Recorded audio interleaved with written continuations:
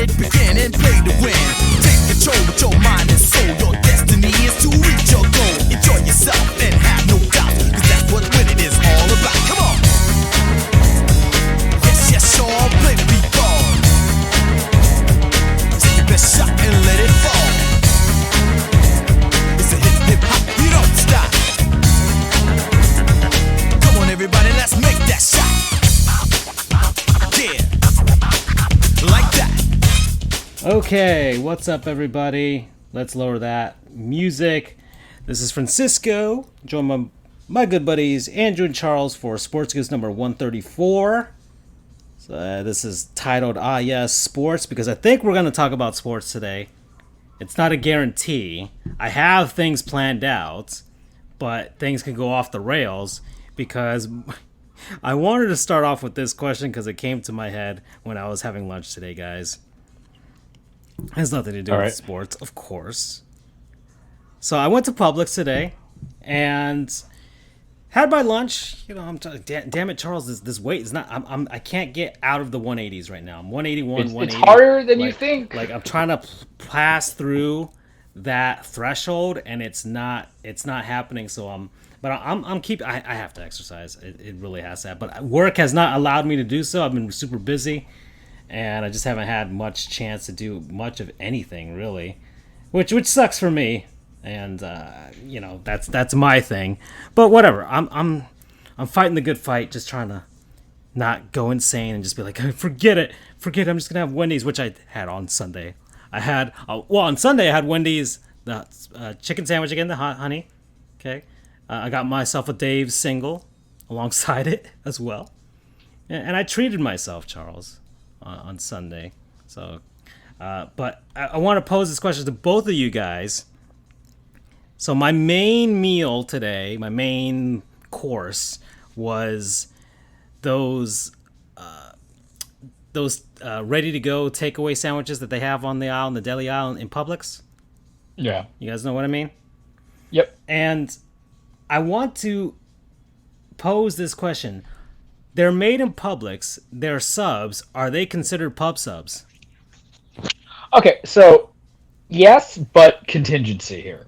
Because I have two definitions for a pub sub. Mm-hmm. I have subs that you buy at Publix, and then we have what I believe is the synonymous word and meaning and sandwich of a pub sub, which is the chicken tender sub, which is what I had for lunch and dinner today, because I split in half. So you're correct, but there is some alterations towards it. Okay. Andrew, what do you think? I'm with Charles here. Technically, anything sold by Publix is a pub sub, but I tend to associate the pub sub with the chicken tender. Just the chicken tender sub, and not just the chicken tender sub. Everything else has a name. The ultimate's the ultimate. Really? The Italian's the Italian. Huh. People know what you mean. It's like, oh, I got the ultimate sub from Publix. But when I hear pub sub, I've never heard it in association with anything but the chicken tender sandwich. Really? That's how you guys... I always defined it as they're all pub subs in their own rights, and then you just go with like the chicken... you just describe which one you got. No. Whereas you guys go straight to default, which is the chicken tender sub. No, we just think that's what Doused they've in made themselves ketchup famous on. You know? Yeah, they've just made themselves famous on that one. I can only speak for me, I guess. I went on a date on Friday, and I mentioned my proficiency for putting ketchup on subs. I got a second date, though. So I didn't scare this person away. But he's a little different, but he's lovely. But it was... I had to explain myself. And I explained the whole situation and how you publicly outed me live. And I was completely blindsided by the conversation. But regardless, yes. Okay, so I consider them pub subs. I think if it's a sub and it's made at Publix, it's considered a pub sub. But you guys go straight to default and consider just the chicken tender sub. Interesting. Do you even like the chicken tender sub? I do. that's really okay. It's the calories, man. I can't do that. If I could do it every day, I would. I would. By the But way, they're on sale this week. oh no. No, they Thursday. aren't. Oh, on third. Damn it! Oh, Charles, look at I that. bought it today, and I paid full price. You don't follow the Twitter feed? It's only when I want it. I don't try to let no one tell me what I should eat. How do you think I get the fats and JoJo's? It's the spirit and knowing you want to go through it. Like, I'm in Fort Pierce tomorrow, and if my hearing gets out by 11 o'clock, we get some chicken and waffles, man. Or we gonna well, no, we have to go chicken because I have to go to Marion County afterwards. So that's the same thing. I go with pub subs, and I guess it's ask the bigger question: how do you guys do your chicken tender subs? There'll be sports at some point. Yeah. This matters. This matters. All right, I'll go first. So, chicken tender sub, lettuce, tomatoes, pickles. What the fuck? Yeah, man. Pickles belongs on a chicken sandwich. It does. If you got like Nashville hot, sure. No. Just that. If I'm trying to watch my calories, quotation marks, I won't have the mayo on it. But if not, I want that thing slattered with mayo, mustard, all this stuff. Some salt and vinegar, a little bit of that too. Cut that thing in half, of course, and. Yeah, I think that's. Oh yeah, and the cheese. I will Swiss cheese, hot. I want it hot. I want it toasted. If they don't have Swiss for whatever reason, Munster cheese is the second pick. And if they don't have that for whatever reason, then provolone. So that's how I have mine, and then I eat it like an animal afterwards, as Andrew can attest. Respectfully. All right, so this is mine, and this is what I had today. The cheese, I'll tell you now, it's whatever my mood in. I put pepper jack on it today, but I can go with Swiss, I can go with cheddar. But it's chicken, it's lettuce, tomatoes, it's the cheese, and I have it tossed in buffalo, and I have honey mustard on it. So I get a little zing with my zest. Oh. And I make sure it's pressed, not toasted. Because if it's toasted, then I think it makes the bread too hard for me. And I want a little bit of softness in the texture. Pressed, not toasted. Interesting. And if I'm either really happy in life or if I really need this because I would rather get hit by a bus for $1 more, I pay for bacon. And let me tell you something. The $1 bacon is straight up a game changer. I'm not even kidding. I can only implore people because there's something about that bacon that it's crispy and you still do not lose any of the salty preservatives in there. That I'm like, holy shit, this is some real stuff here. Andrew. I'm pretty simple.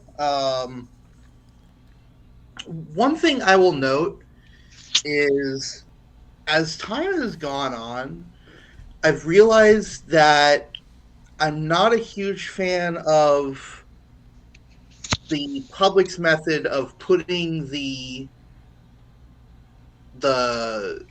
dressing or the sauce or whatever directly onto the bun.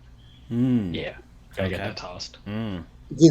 Because you don't really get the taste of it much. Preach. I'm what is it? I'm snapping my fingers in support of you on this. Because I love the chicken tender sub, but the other day I swung by Subway. I know blasphemy, as some people would say, and I realized, damn, I can actually taste the mayonnaise. Holy shit! Check that. You're not wrong. I can taste the mayonnaise. Now that I'm thinking about it, Andrew's the prophet. He's got some truth on this. It's almost like the mayonnaise kind of just soaks into it, and you don't really. Like at that point, just save the calories and don't get it. Or you could put ketchup on it, like me. That's true. But anyway, so my ideal chicken tender sub is mayonnaise is the dressing, lettuce, tomato, spinach, Depending on how I'm feeling any particular day, I'll put some onions on it. Cheese is cheddar. Okay. And pickles. Gotta have my pickles. Mm-hmm. Okay. Oh, and I get that like Parmesan cheese sprinkled on. Ah, okay. Yeah, a little snow. Okay, I can. I'm can see why you intrigued do by that. the Parmesan. Yeah, I can see why you would do that. I think that's a nice little cheesy treat across the way, a little powdery too. See, Okay. I like mayo, Maybe but I'm for the curious at how texture that would especially. taste on the sub. For the chicken tenders. Okay. Like, it's how some people get freaked out with mayo on a burger, but I'm like, no, mayo on a burger is perfectly. Yeah, it belongs there. Oh yeah, it's absolutely acceptable. But I never think thought mayo is outside the acceptable box in to do most that. instances. Really. But it's weird, I'll have mayo on my McChicken because, I think you're just kind of used to it, but it never registered to me. But I think I kind of want that now. And here's the problem with Publix subs going on sale. I've had them multiple times during a week. Like, work once gave me like a $25 gift card for like one of the holidays for Publix. Yeah. And when it was Pub Sub week, I was like, all right, I ate there like 3 times. That gave me lunch and dinner. I was like, this is fine. Yeah, no, Perfectly okay. I did an internship back in West Palm Beach, and for that whole summer, I won a legal aids there, and there's a Publix next. It's downtown West Palm Beach. There's a Publix there, and that was basically me every day. I'm surprised I didn't gain a ton of weight just from that alone. But I was in my more. That was after year one, so I was still a relatively healthy young man back then. But yes, yeah. Like I said, if I could have pub subs every day, I would. But I mix in between those the little tinier sandwiches that they have ready made that aren't pub subs, like with the Kaiser bread and all that stuff, or the multi-grain bread. I'm mixing and matching there. They got the fruits and vegetables that are in little packs. They're like 180 calories with little bits of cheese and stuff. So I've been doing that, and I've been. Ooh, no, we'll save that for the non-sponsors. We'll save that for non-sponsors later on. And yeah, so that was one thing I want to come out the gate with, was that question alone. And I mean, that is down a nice. And this is literally not for anybody who like Publix is what, Florida and maybe some parts of Georgia. Yeah. No, it's also up into North Carolina. Really? The Carolinas have it. Okay. All right. So you get a little bit southeast U.S. Whereas, so if you're not around there, then maybe we could talk about Wawa or something in the future. Listen, instead of coming to Florida for Disney and their hypocrisy, you can just come to Florida for Pub Subs and Universal. Mm-hmm. I just made your time better. Ooh. You don't want to see some young girl who wanted to go to Juilliard instead of just sleeping with the producer decided to dress up as Mickey Mouse. Go support Universal and Publix. Okay, Disney is a child slave labor factory. Just saying. Come with that heat. With that heat. Yeah, it's only the beginning of the show, everybody. This is it. This is us. This is what we do. Do you notice that I'm not what's the word I'm looking for? Not contradicting you, not saying anything against it, Mr. Disney here. Yeah, Mr. Orlando. I mean, because the truth's out there. Yeah, we all know. You're the prophet. You speak that good truth. We all know the same who way pulls the about strings in that yeah. area. So, okay. God, they suck so much. All right, so that was that question. So I want to bring to attention, see if I can get the Twitter up and running here, because there was another thing that was posted. Oh God. Well, also it's International Women's Day, everybody. So you go. Do you girls. have a You Go Girl? I don't really have one. I guess I'm just gonna an overall You Go Girl to all the women in sports right now. But I don't really have one planned out for today. I wasn't thinking that far ahead, even though there's not much to think on my part when planning this show sometimes.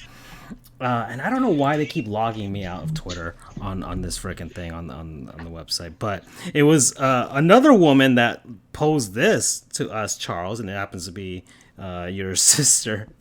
With regards to ice cream, I want to put it on the screen before anything else, because it was like a one of those images where it's like you pick I guess you pick like 1 or 2 or 3 of these things, and the rest have to go.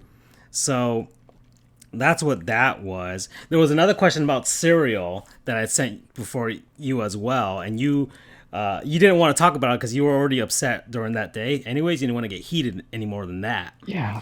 And we had the cereal draft a couple years ago, anyways, and we discussed this.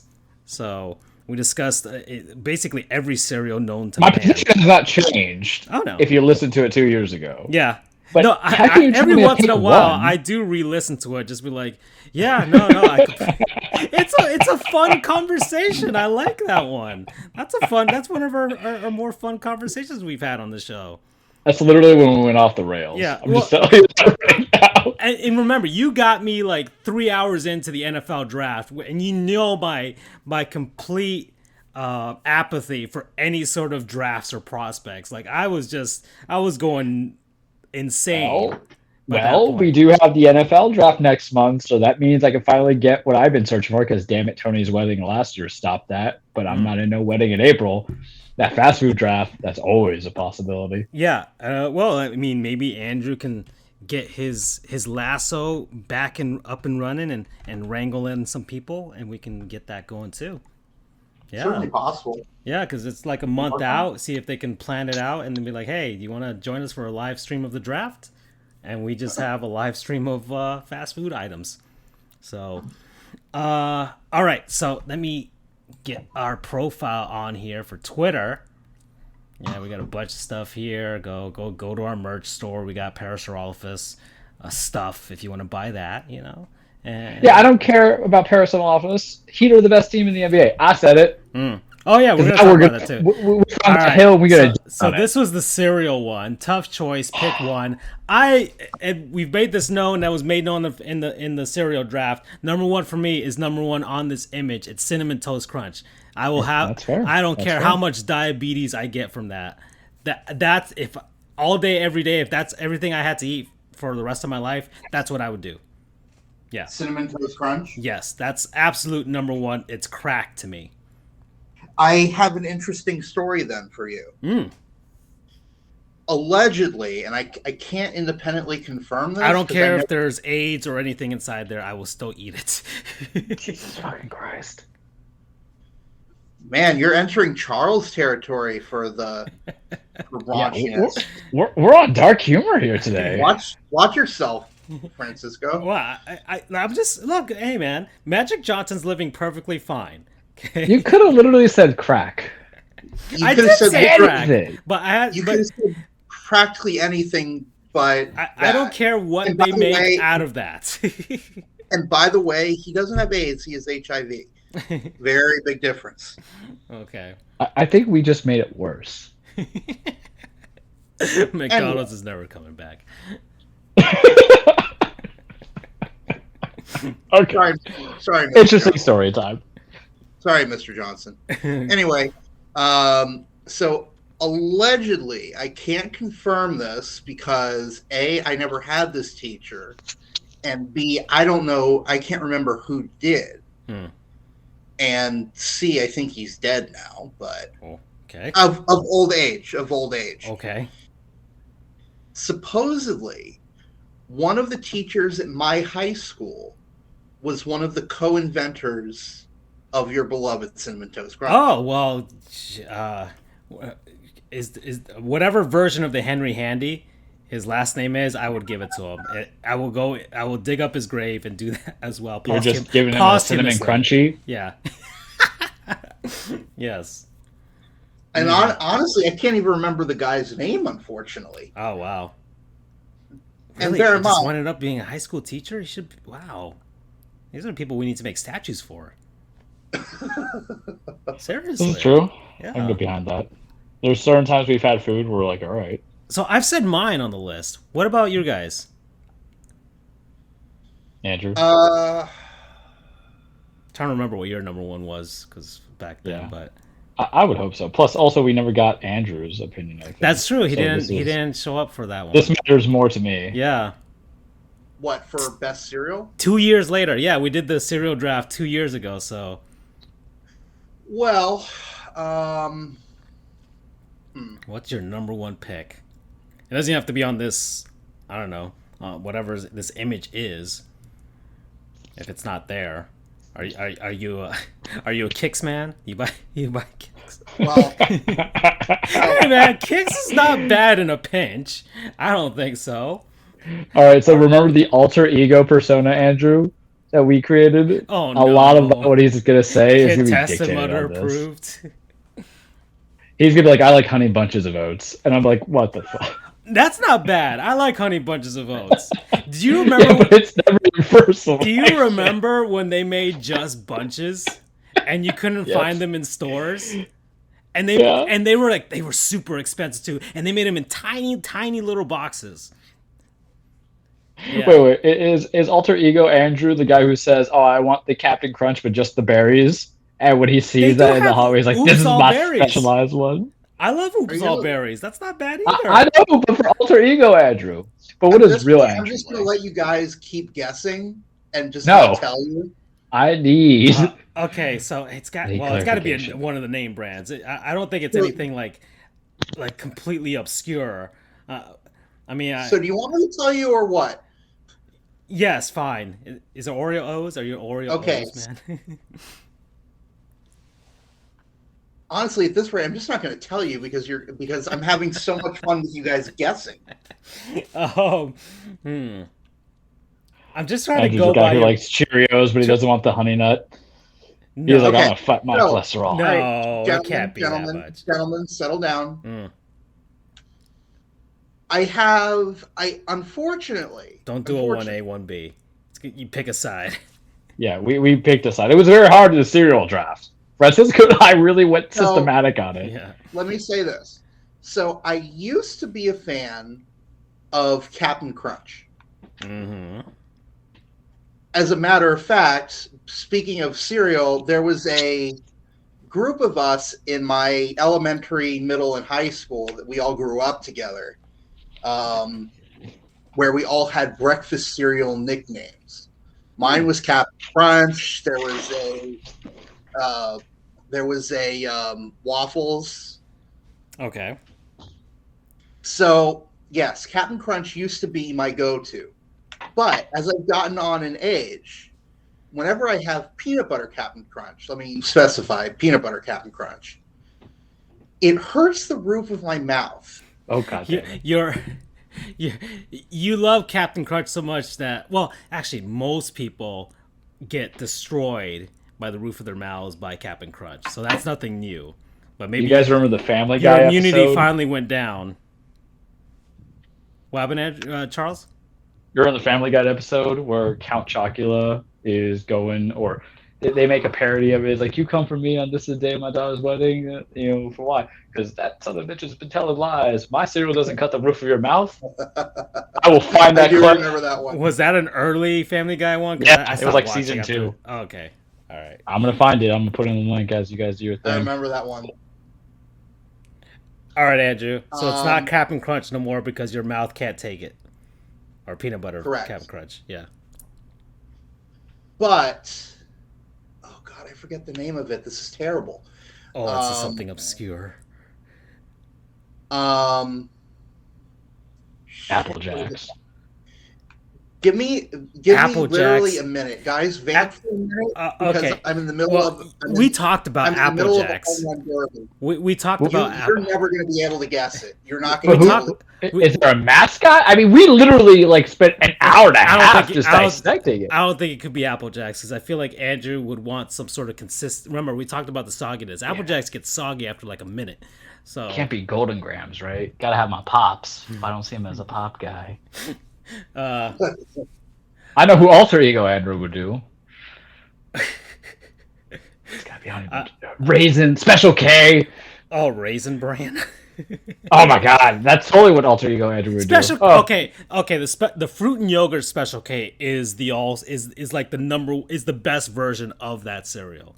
You got the blueberry, you got the strawberry. I think they have like almonds and nuts, which is but the fruit and yogurt one, that's the star of the show. Those little yogurt bits are really good. Sometimes I will just eat the yogurt bits and just fish them out. It's like a little game. Have you guys ever done, I don't know if anybody's done this, you bought a box of Lucky Charms and you just fished out all the marshmallows? They're magically delicious. And just eat Well, that. remember, I had the Lucky Charms like a couple weeks ago. That's what I bought. Mm-hmm. And that's what I was eating. Now I still have that big old. Here's the problem when you buy like a 5-pound bag of like Fruity Pebbles and stuff like that. You have to go through them. Yeah.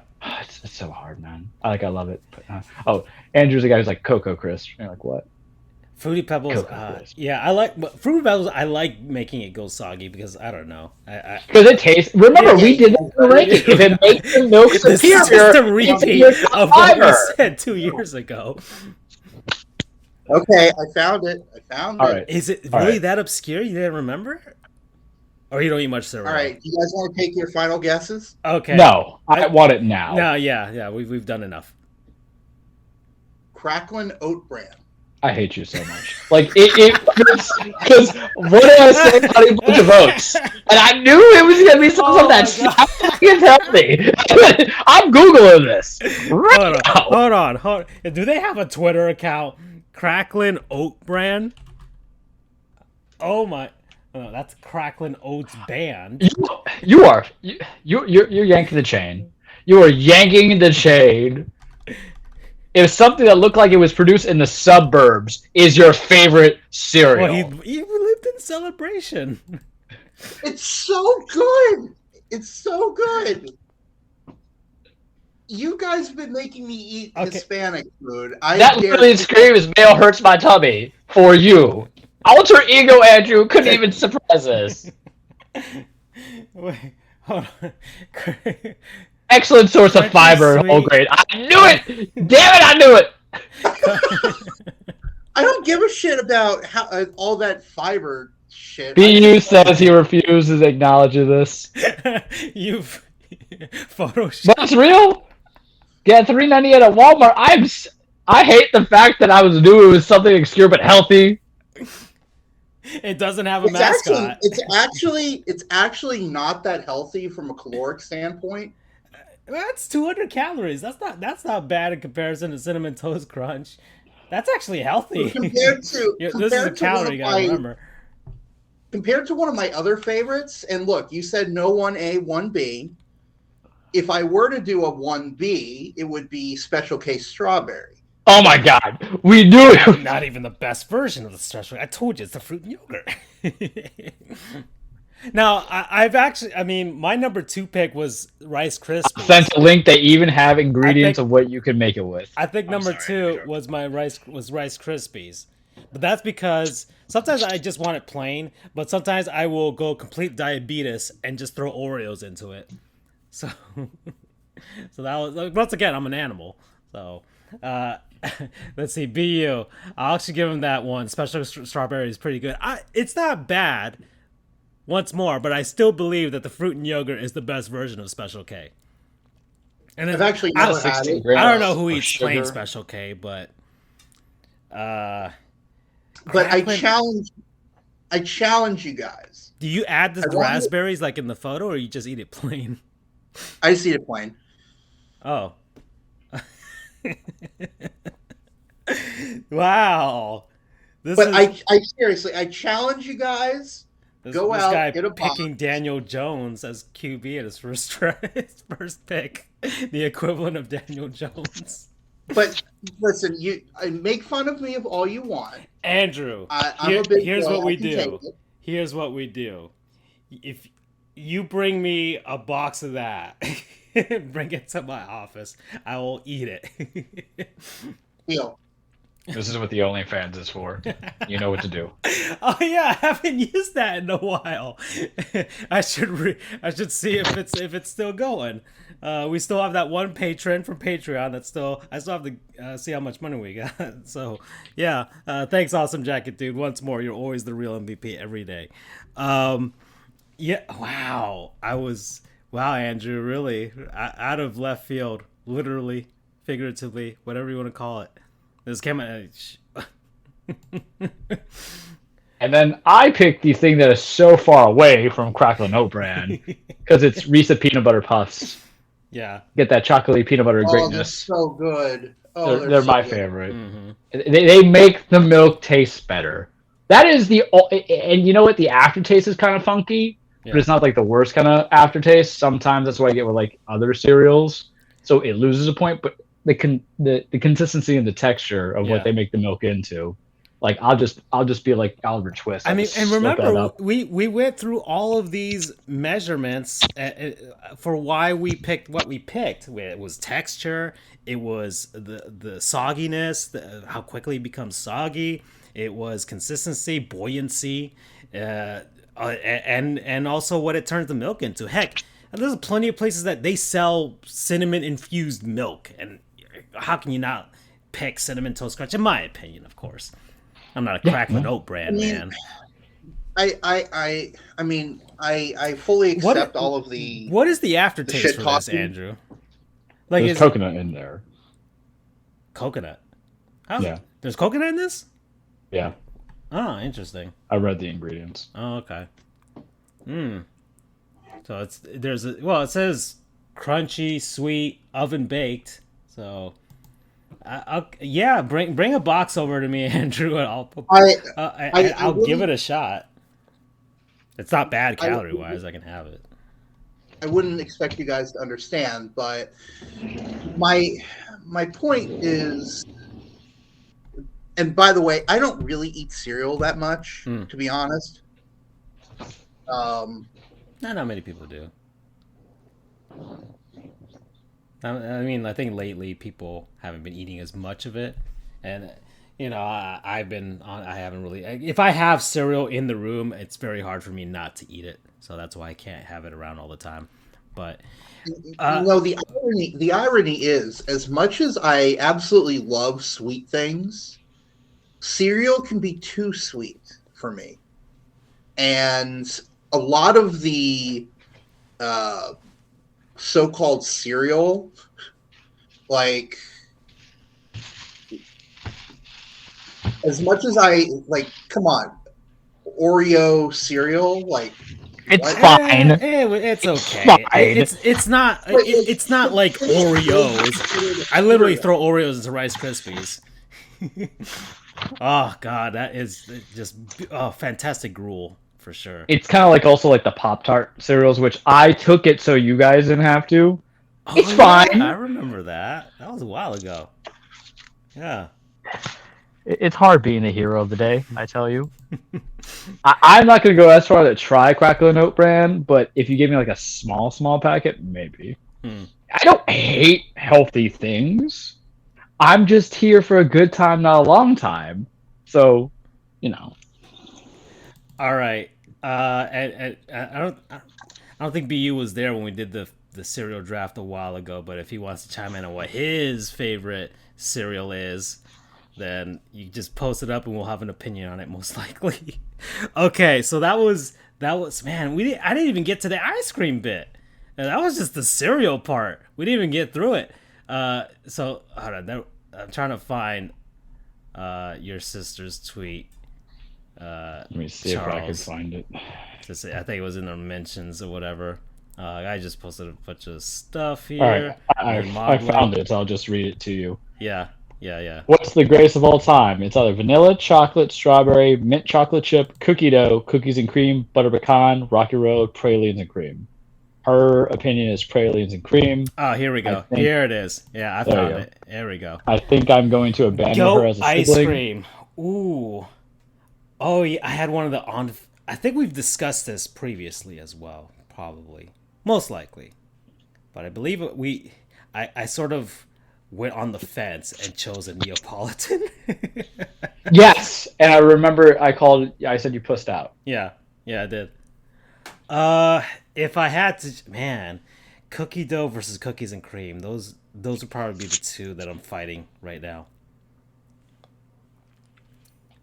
I went cookies. Like I like throwing Oreos into things. I think cookies dough has a worse texture, in my opinion, versus cookies and cream. I don't mind pralines and cream, but pralines better just on its own level. BU uses Lucky Charms, by the way.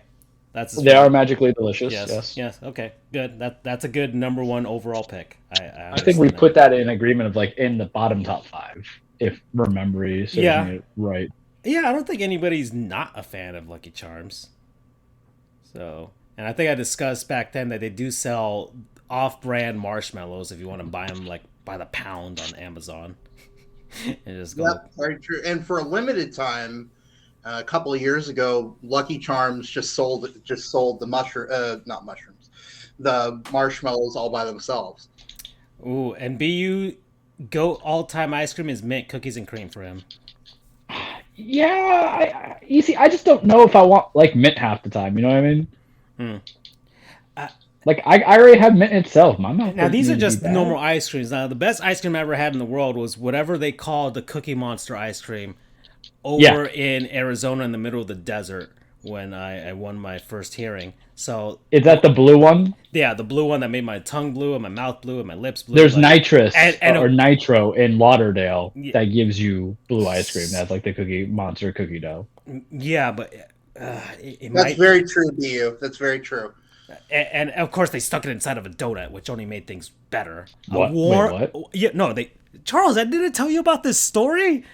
No. When I won my This first piques case, my interest. I was in Phoenix, Arizona.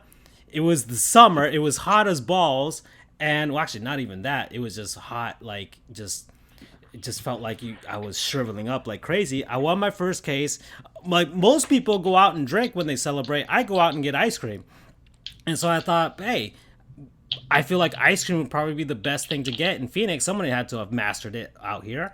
And I found like this hipstery shack in the middle of a neighborhood that I probably wouldn't hang out in. And they gave me this blue, they called it a Cookie Monster ice cream. Other places have Cookie Monster ice cream, but I don't know, sometimes they have different combinations of flavors and it's just blue. They just dye it blue. But whatever, this was blue. And they stuck it inside of a warm donut and you eat it like a sandwich. So I had the Everything first that you one. have said. I had an orgasm afterwards, and then I had to order a second one. Everything because that you it have was said so damn has made good. you so appealing to me as a human being. Yeah, I'm telling you, Charles. I've been watching Letterkenny. Like It reminds me of like the donut burger that I sent you guys. That I Oh. told you about yeah. when I was in the Carolinas. So you can literally have like an ice cream sandwich, but it's a donut ice cream sandwich. Okay, so all right. So they picture the the form of a jelly donut without the jelly inside. They cut it open. It's warm. It's a fresh donut. They make it themselves. They make the donut. They're not importing the donuts from Dunkin' Donuts and just stuffing it with ice cream. Slower. We'll get it slower. For me. They make the donuts on site. You get it. It's warm, which means the ice cream melts a little bit and soaks into the donut dough. And then you take a bite of it, and the contrast between the sweetness of the glazed donut with the warmth of that, with the coldness of the cookie dough ice cream, which I can't even describe the flavor because it was so damn good. Best ice cream I've ever had on my life on this planet. So do you know the meme that says, Lord Jesus, I've seen what you've done for people, and I want that to happen for me? That is like me right now, because I had my dinner already. You know, I need a little snack. I had a little Cadbury chocolate bar, but it's not the same. I got to go to Castronova's to get my real chocolate bars. People steal that from me. I'll look on Yelp to see if I can find this place, and maybe I can show it to you guys. But man, seeing it doesn't do it justice. Believe me. All right. So, Andrew, did you make your choice on the ice cream here? Yeah. What you Been got letting going you on? guys decide. Andrew's like, I chose mine. I chose cookies and cream, but some cookies and cream, they flake out on the largeness of the cookies inside of it. Sometimes they're like little tiny bits. I hate that. And I like the a cream nice to chunk. be really milky. That's true as well. Well, This is a sports show, everyone. Yeah. Look, Bobby Flay. We're just trying to catch up to you, dog. Yeah. that's a good question. What is my favorite ice cream? Let's see. On this list, that's up here, or you can give us a story of your most favorite ice cream that you ever had on this planet. Hold on. Let me see. Let me see what this list is. Let me. It's on the screen if you're watching it through Twitch. Does anyone really ever like Rocky Road, or is it just something you hear in Hollywood all the time? When like there's you, I'm gonna get some Rocky Road. No, there's a lot of people that like Rocky Road, but I mean, I've never met them. I mean, And I've had it, and I'm like, okay, it's fine. Yeah, I'm not. I like chocolate, but I'm not a person that likes chocolate in a large amount. Like I can only stand so much with chocolate, so that's my thing. Chocolate, So- any sort of chocolate or coffee type of flavor. So when I was younger, I used to love Publix's Dolce de Leche. Ooh, that's the good one, Andrew. I like that. That butchering, though. Dulce de leche. He said it the Italian way, I think. Oh, okay. I'll take it. Unfortunately, I had so much of it that I got sick to it, which in hindsight was a very bad move. How many years have you been clean? Maybe you'll love it again. At least 10. Okay. What? A decade. Stop. I think that's enough Listen. for your taste buds to reset. Yeah, fall off the wagon. Oh, we still So- got to go to that churro place. Oh, yeah. Oh, yeah. Now we're talking about ice cream and dipping it in fun pastries. So I'll follow back, get some Dolce de Leche, and see what I think. Okay. All right. But as of right now, that place over in Doral in City Place, Oh yeah, the Sloan's ice they cream. they have cookies and cream with cookie dough in it. Ah, you mix both of them together. Like it's Yeah. There's two I of them know which right one you're talking there. about. Yeah. It's two of them right there. Mm-hmm. How can you not love cookie dough and cookies and cream? Okay. Like, come on, it's fantastic shit. All right. Oh boy. Do you guys want to talk about sports? You want to Let's actually just make keep this a going. sports show? You guys have obviously done a lot of food related things without me, so catch me up. I want to see what your Those are the two things that I had on my list to well. open the There are show certain friends. Charles keeps saying, or that you two have come up with some sort of a Alter ego, Andrew. alter ego. I want to figure out what is this alter ego. I want to see how right or wrong you were. Well, I mean, if it's an alter ego, it shouldn't be anything similar to you exactly, right? It's how Bruce Wayne is Batman and Well, vice versa. yes, Peter but Parker is I Batman. I gotta watch that this week. I have to. It's good. Oh my god. I mean, here's the thing, Andrew. It's a week by week basis, so Yeah. you're gonna ruin the surprise if we put everything in there. Yeah, but we've already made. we already got the cereal thing. Now we finally the cereal thing, which was eye-opening. Damn it, it fit. and also kind of verified our preconceived notions in the similar way. I'm not sure. So what we have is spicy for you. I have the if it's a Pepsi, you sneer away, even though I know you're a very respectful human being. And now we have your cereal as being like, the healthy base with a smidge. A smidge of the unhealthy. Because I looked at the calorie ingredients, I put it in the chat so you can see it, of the oat crackling. I still believe that you think of like Honey Nut Bunch of Oats. Because, I could just see alter ego Andrew pour himself a bowl, laughing to himself like, it's got a bunch of oats in it. Just like play on words. Let me create my own form of you, like how Geppetto made Pinocchio and prayed for a son. Let me have my own little boy. None of that sounds. I don't want no children. Man. All right. So I do want to get something out here, an actual sports related thing. We haven't done this in a while. Let's go to the real MVP, guys. So I've got one that was placed here. Let's go with where is it? Was it Adam Hangman Page, right? Charles? Yeah. So, yes. So he last show it was taped in Florida, right? No, Revolution, the pay-per-view Yeah. in Orlando. This Yeah. Sunday, March 4th. Should I just take it? I'll take the lead on this one. I'm just looking for the So- image. So this is not a cage segment. We're talking about wrestling and a real MVP. So Florida's kind of controversial. That's how I'm gonna start it. Kinda. Bunch of idiots sometimes. Whether or not your political preference, I don't care. It comes down to oppressions of people. And right now we have a controversial bill that has just passed, the Don't Say Gay bill. depending who you read it and who you follow it from on the Twitter, on your Peoples, on Fox News, don't watch Fox News, on all the other stuff, they say it's either a banning of the word gay in school, not to talk about sexual identity, whatever people want to rip it into. Adam Hangman Page, we love him. He is our current AEW World Champion. We have mentioned him before in the cage. We have talked about his fantastic matches that he has had. Comes out in his main event, Revolution pay-per-view, as Adam Cole, baby, comes out in John's Spartan Jaw 117 attire from Halo, which was awesome. We love you, Adam Cole. Follow us all on Twitter. Charles the True, Dan Frijoles, FJOJR Sports, Goofs. Hangman Page comes out in the rainbow color for the LGBTQI community in his whole cowboy garment. Specifically bisexual. Specifically bisexual. I don't know the color stuff, so I'm just going to run on everybody's lead. But he comes out with his vest and the fringes of his attire in it, little background of him.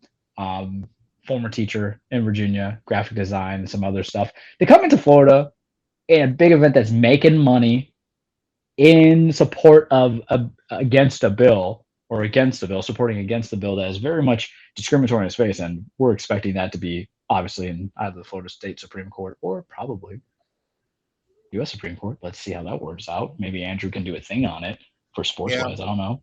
But it's a great middle finger. It's a great middle finger.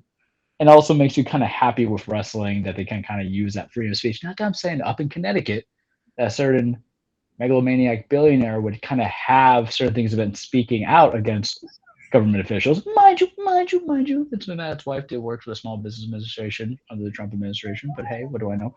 But I think it sends a message. For what it's worth, it sends a message. I mean, it's also something to kind of, how do I want to say this? Last week's episode was very drab and sad and kind of like serious, but aside from the difficulties in the world outside of the United States, there are also some stuff that's going on even in our own state that we live in. So this was a nice little middle finger in vault of everything, and I'm just very happy we could like that guy. I looked up and remember I sent you guys that screenshot from Wikipedia that his grandfather was one of the people that helped create the motto for Virginia. Virginia is for lovers, which is also I guess was it a lot of people in that the LGBTQ community use as a mantra as well, and so I think it was personal to him as well, because like his family came up with that type of stuff, you know.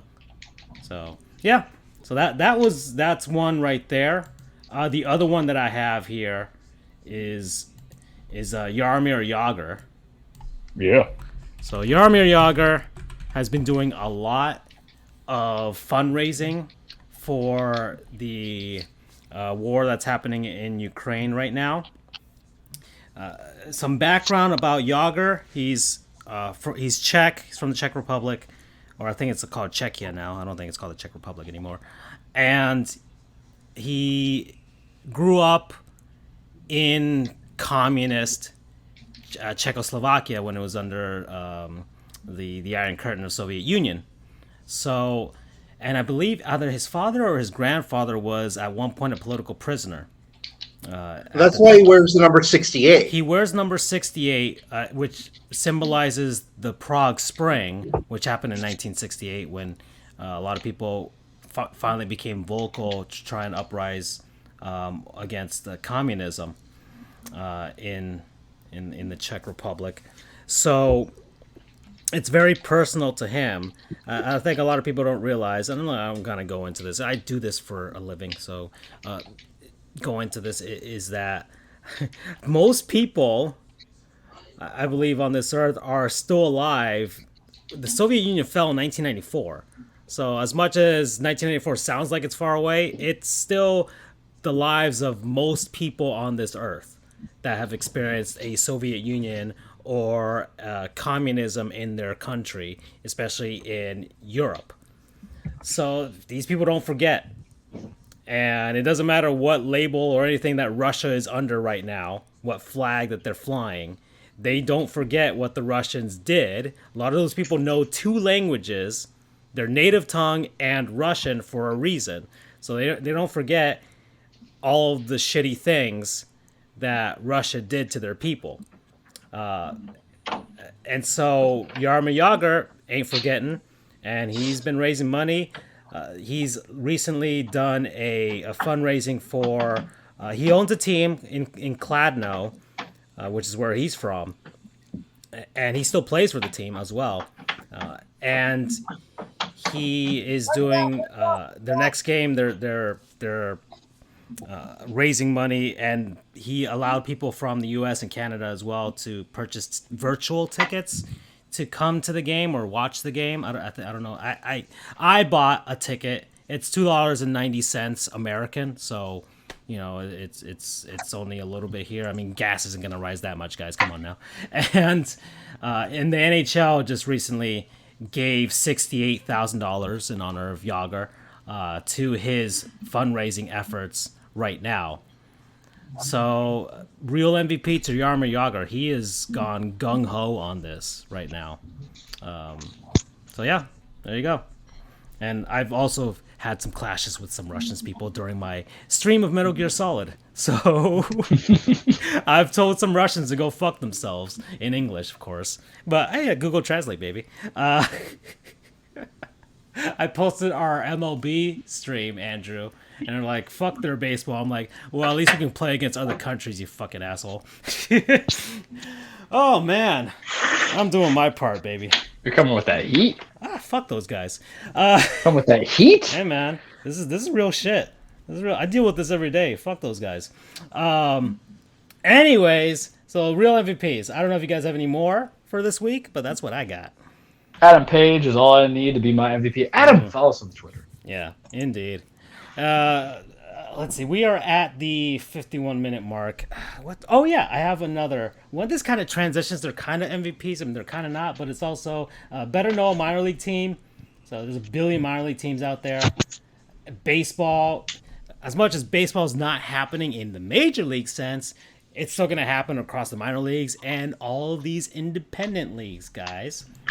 So, better know a minor league team for me right now are going to be the Kalamazoo Growlers. Okay. All right, so the Kalamazoo Growlers, guys, I chose them. They play in the was it the Northwoods League, which is was it a collegiate independent league? You know what that is, right, Andrew? The Independent League? Collegiate independent league. Yeah. Where it's like college level players that aren't on an NCAA team but are still playing, I guess, kind of semi-pro in a sense. Well, here, on March 4th, in the wake of Major League Baseball postponing opening day and not arriving to a deal with the Players Association, they released an official statement banning Rob Manfred from ever attending any one of their games.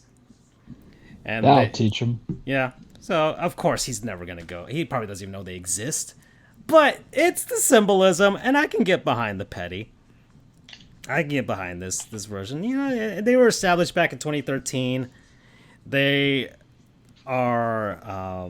they've only produced one major league player, John Schreiber, who was a pitcher that pitched for the Tigers, and last season was with the Red Sox for a few games. And they're called... Actually, Francisco, BU correctly pointed out that the CIL is actually a collegiate summer league. Ah, okay. It's a wood ball league for kind of the top echelon of players. Okay. All right. Yeah. That's kind of, I didn't really go into. I know these leagues exist, especially in the wake of Major League Baseball cutting so many minor league teams. A lot of them have had to pivot to either some form of an independent league in some sort of way, and I think some have also joined these summer leagues as well with college level players. But this team, yeah, they produced one pitcher so far, and the Growler has two meanings. One is because their mascot is a black bear, because there's black bears in the area, and also a 64-ounce container of beer is called a growler, and their mascot wears number 64 to symbolize this as well. So I mean, they're pretty chill. This is like keggy. That's all I'm going on. yeah. And they play at Homer Stryker Field out in Kalamazoo. It was built in 1963. Holds 4,000 people. And I guess the only real notable thing is that they have home plate on the northeast end of the field, where normally home plate is on the westernmost end, so that when the sun is setting, you don't get the sun in your eyes. So your back is faced behind the sun rather than facing it. I think SB Nation put out a really informative video as to why Major League Baseball has done that. I believe there's very few fields out, especially here. I mean, baseball's only really not played in many countries, but pretty much all of them have it so that the batter's not facing the sun when it's setting. But I think there's a few fields, maybe 2 or 3 or 4, I don't know, that have it that way. I think there's a minor league team. As someone who played right field a lot in Little League, I hated it because the sun was right in my eyes. Yeah, Little League field, Little League and rec fields, because they have like the 4 fields all right next to each other in a circle, and you can't avoid it if it happened to be in the wrong one. And there's a team out in, I forgot where it was, but they mentioned in the SB Nation video, or Secret Base, whatever you want to call it, where they are called the Suns, and they have a sun delay, which lasts about like half an hour, and they have to wait till the sun goes down for them to resume the game. So that's aside from that. Yeah, Kalamazoo Growlers, that's who I've got as the minor league team today. And then one more actual sports thing that I looked up, because it was another Secret Base SB Nation video that got me like going, like, whoa, this is cool and interesting. I have Player Remember to Forget, and this one is Danny Ainge, guys. Ugh. We can never forget him as a GM. All right, so I'm trying to freaking reset this. Here we go. All right, so Danny Ainge, but not in the context that you guys are thinking of. I'm talking about the baseball version of Danny Ainge. Okay. So Danny Ainge. Because I was about to unload that clip. It's the same guy, though. So Danny Ainge, Major League Baseball, drafted in 1977 by the Toronto Blue Jays, went to BYU, and made his Major League Baseball debut in 1979, played until 1981 when he decided to give up baseball and go into the NBA, play for the Boston Celtics. So he had a -2 WAR. Ouch. 665 at-bats, 146 hits, 2 home runs, a .220 batting average, scored 57 runs, 37 RBI, 12 stolen bases, a .264 on-base percentage, .269 nice slugging, a .533 OPS, and an OPS plus of 47. And so he's Jose Altuve without the trash cans. Ooh! Ooh! Damn! So yeah, 3 seasons with the Blue Jays, and I think, hold on, and let me look at the transaction history because I want to see that. Somewhere in the middle of that season, he just quit baseball and he signed with the Boston Celtics and was with them the following season. So there you go, Danny Ainge, the baseball version of him. Let's see. So here we go. All right, so now we're at the middle, guys. We're at the 1 hour mark. So it is a word from our non-sponsors, people, places, things, concepts, what have you, that we have been enjoying over the last week. I've been enjoying something, so I can go first, guys. Thanks to Hulu, I've been able to binge a lot of TV shows. I'm doing Letterkenny right now, Charles. But it's not the non-sponsor for this week. It's not. I'm 4 episodes in. I'm getting there. But that last episode that you talked to me about, I enjoyed it. It's getting more of a personality, especially for Wayne. I really like Wayne. I like the Canadianness of it as well. I get all of the hockey references. Those 2 hockey guys, Oh, Jonesy Riley. Yeah. I still don't know all the names of everybody, but You don't know until season 8, really. yeah. And But I just know that saying something. they're the hockey guy. I mean, what? It's the Hicks, the Skids, the Skids, the and the hockey guys, and the Christians. So that's it's an easy way to remember the groups. But yeah, I've been enjoying it lately. But it is a different show that I'm going to talk about that I completely binged. I finished it in about a week and a half, all of the episodes. I'm trying to figure out how I'm going to reset this damn thing. What is? Oh yeah, here we go. It is Baskets. Is that the? So Baskets. It It was on FX. Yes, with Zach Galifianakis and Louis Anderson. Those are the two most notable guys. Rest in peace, Louis Anderson, by the way. If you have never heard of stand-up, hilarious. He's hilarious. Rest in peace, sir. Yeah. Of course, hosted Family Feud as well. So, Baskets, Zach Galifianakis, he is a guy who went to clowning school in France and couldn't cut it there, especially because he didn't know French. Then he moves back to Bakersfield, California to live with his, for the most part, live with his mom, who was played by Louis Anderson. And he has a twin brother who, of course, Galifianakis also plays because he doesn't have an actual twin. And it's just about him and his family. My favorite character is Louis Anderson's character, his mom, Christine. And it's 4 seasons long. It's 40 episodes. It was written by, I forgot who one guy was. It's also Zach Galifianakis helped create it as well. And Louis C.K. also was one of the creators of the show. So there's a lot of comedy behind it. It's comedy, but in, I guess, the classical sense, which I guess makes sense because he's a clown, or I guess that's how they say it in France. And it's supposed to be funny, but in the sad way. I don't know if you guys know that type of humor, but it's that type of humor. You mean Everyday Life for Charles? Yeah, basically, in that sort of version of comedy. So 4 seasons. I think it's a well-written show. It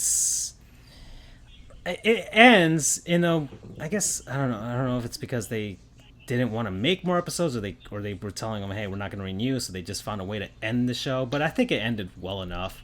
I think but it's worth. kind of does that though, where they'll just kind of like put a some shows just limitation. need to end, and you just don't need to. It doesn't have to last 14 seasons unless you're really good, like Always Sunny, in which keep making more. But no, Look, they're in Ireland in season 15, man. I think if you're gonna watch this for Louis Anderson's character, and he won an Emmy for this. He won an Emmy for playing Christine in this show. So, yeah. Promo code Costco. Because I'm assuming there's a feeling to it. Yeah. Costco is mentioned in pretty much every episode of the show, along with Arby's. So there you go. How do we feel about Arby's? Let's table that to after the show, but not after the show, but after the things, because I feel like we get wacky. Oh, we could even say that for the fast food draft. Okay, so that's mine. Who wants to go next? I'll go next. So my non-sponsor is going to be, well, I shouldn't say Disney because fuck Disney. Yeah, screw you. Ooh, But blasphemy from an Orlando. And screw the city or whatever of Orlando. Whatever you're gonna call it. Orlandon.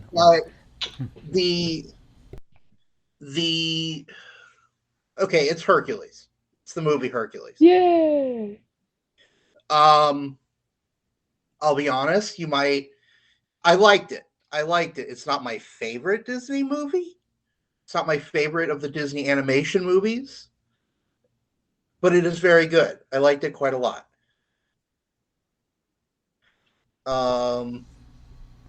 Yeah.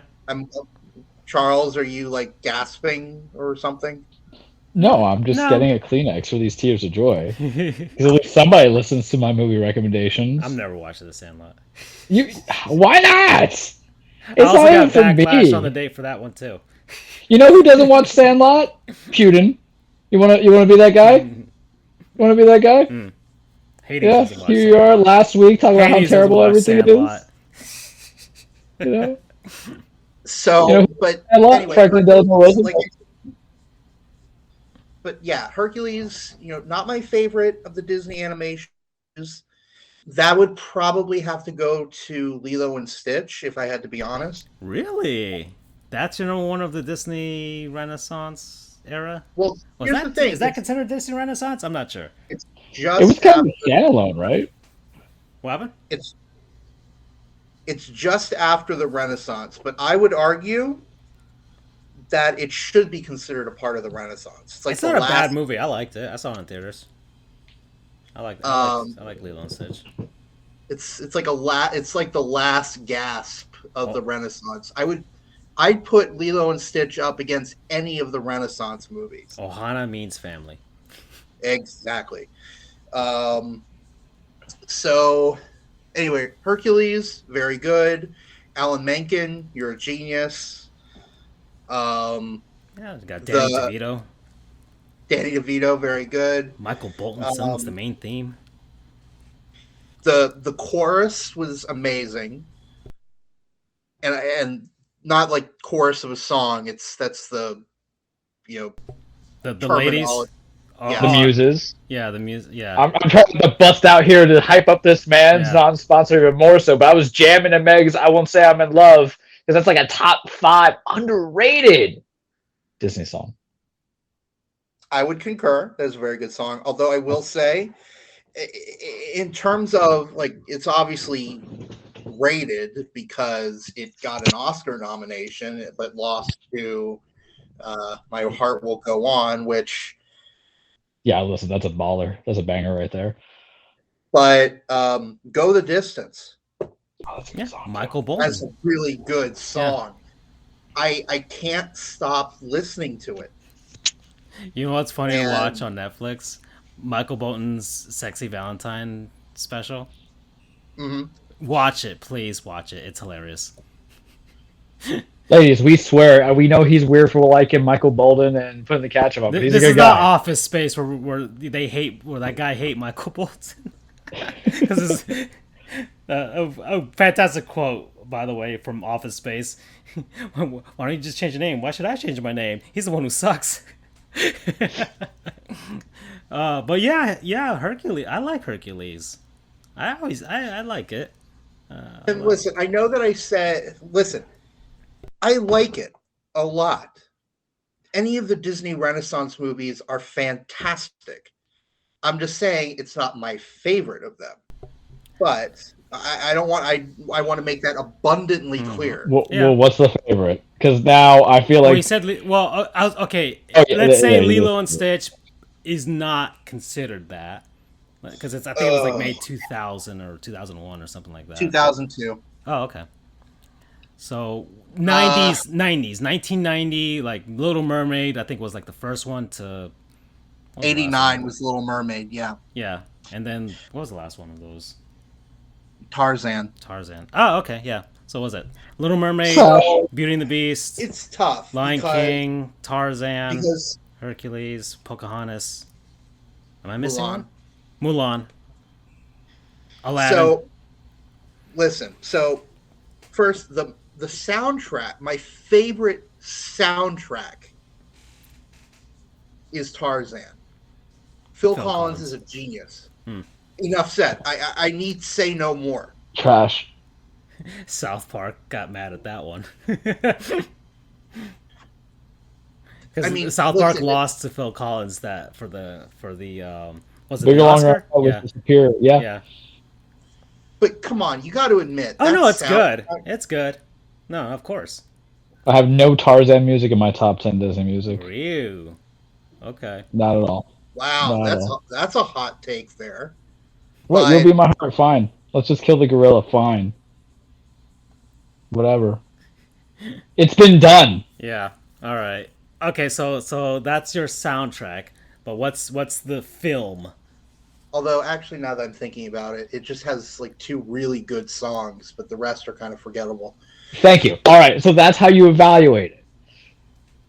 I'm really passionate about this. Apparently, I don't know why, as I hate Disney. It has But the I love lists, you Man guys. and I You'll Be love in My- lists. Mm-hmm.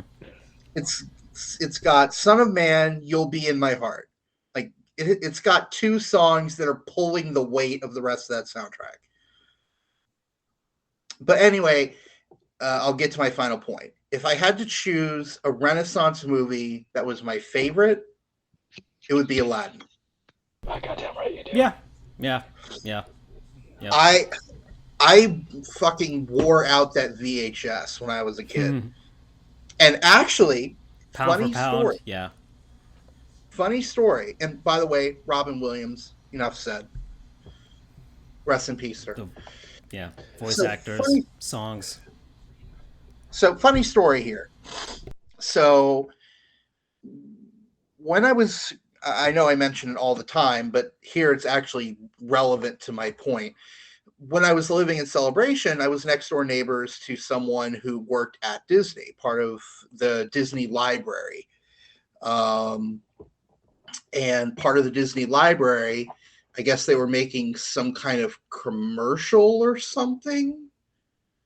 I was like 10 at the time, 10 or 11, so I don't exactly remember the context.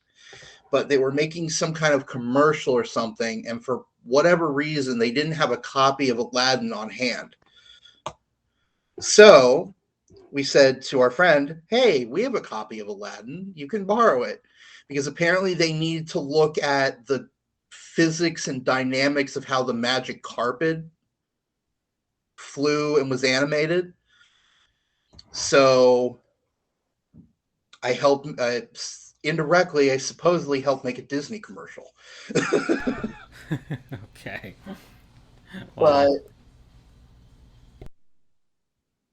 But anyway, but yeah, Aladdin, such a good movie. It has good songs too. Robin Williams just absolutely steals the show. But yeah, such a good movie. Of the Renaissance movies, that's definitely my number one. Okay. All right. So So promo code. IXII. Oh, that's a year? Do you get the reference there, Charles? I'm stupid. It's a number. I know it's a number. My brain can't function. The Hades minions Pain and Panic, yes. I'm familiar. are portraying little kids stuck in like a rock or something. And they said, help, call IXII. Oh, that's right. Oh, 911. 911, yeah. Yeah, there we go. Okay. We love Hercules. We just so good. So good. I feel like I won't go on my whole tirade of Aladdin and all the wonders in Hercules. I feel like off track. But anywho, it seems like there's a common theme here, boys. Because the first bit that we had was Francisco talking about a show that I have not watched, nor will I probably watch. The second bit was a movie that Andrew finally got around to watching that's been around for years. And now my non-sponsor is going to be about a movie that just came out and you should all watch. You know, sometimes there's always the question of like, you know how we ask, how do you like your public subs? How do you like your Batman? Do you want your Batman to be groovy and weird and off kilter with a utility belt for everything like Adam West? Do you want your Batman to really kind of be a wallflower like Michael Keaton? I know, sacrilegious, come at me.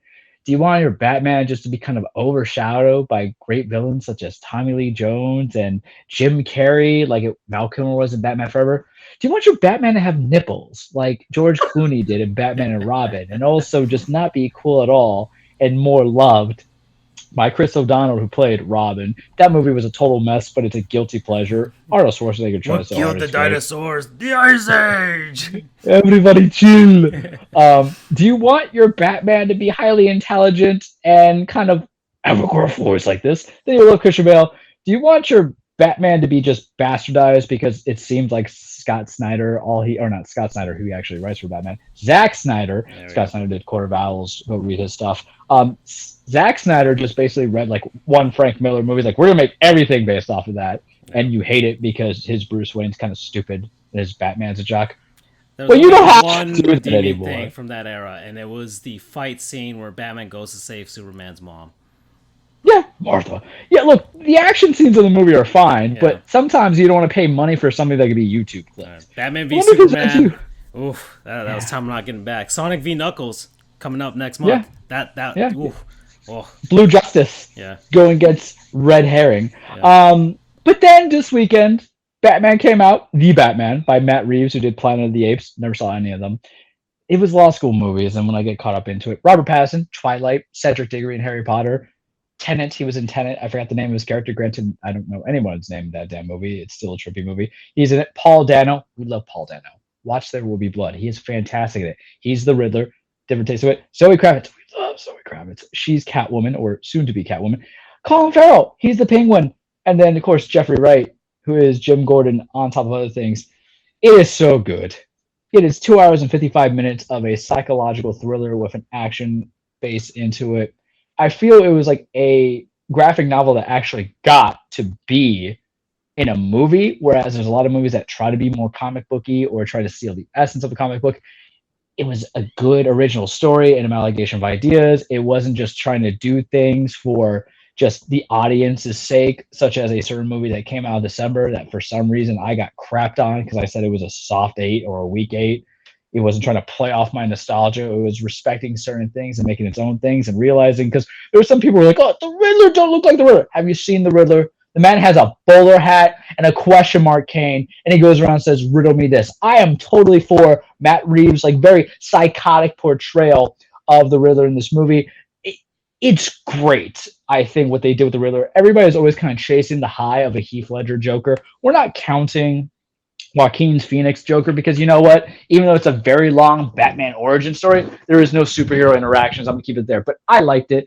It's maybe a little bit too long for its own good, but by no means is it terrible. Some of the things can be done at Act 2. You know who's in this movie that I was like, oh, crap, he's in this movie? John Turturro's in this movie. And he plays an excellent mobster, Carmine Falcone. I love the fact that we got John Turturro. The guy's in Oberle Wardau. He's in The Big Lebowski. He's the guy who licks the ball. Jesus. No one messes with the Jesus? No, just me. Okay.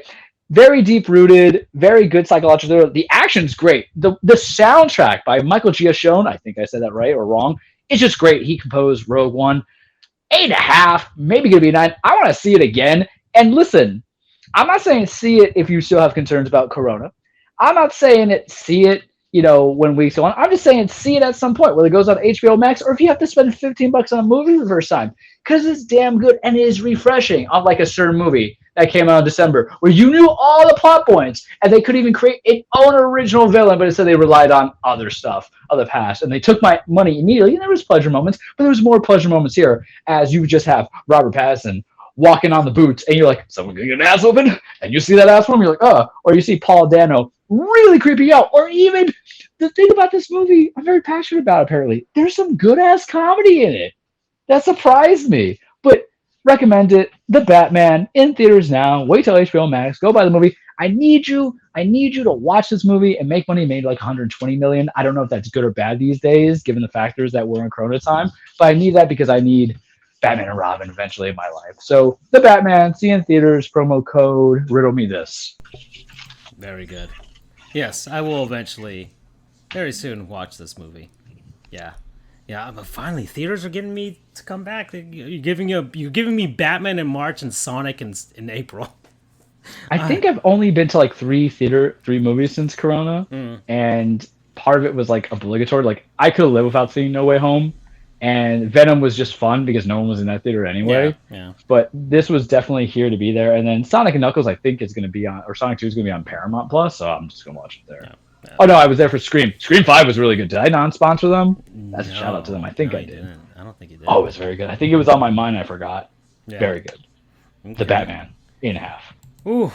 Okay. And stop comparing it to The Dark Knight. Let things enjoy. You don't compare your children unless one's like a drug addict murderer versus a good child. Get over it. This is Earth 2 Batman. Come on. Okay.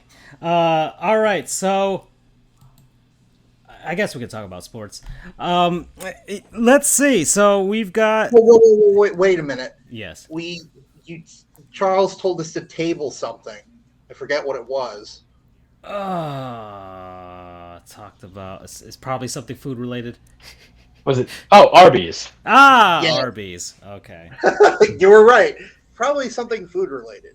So I haven't had Arby's in like 2.5 years, but then I went like 18 years without having Arby's. But there was a sequence where I had Arby's. I'm like, this is actually pretty good. And then I would have it consistently, and then it just fell off. But they made some damn good stuff that didn't involve roast beef and cheddar. Like they had some buffalo chicken sliders. Love the curly fries. Wish I had it more. But when do I get the snack attack for it? I don't know. But it's good. Recommendable. We're the only place that has the only mainstream place that has gyros. So that's not bad. They're not great gyros. You want to get some legit gyros, go get some legit gyros. But or you go to Mr. Gyro. Yeah, whatever you call them. But yeah, no, it's gosh, when was the last time I went to Arby's? They got it's there, like it's an old curly friend. fries. Are one of the few that do that too. They do the curly fries as well. And what else? What else do they do? I'm not even sure.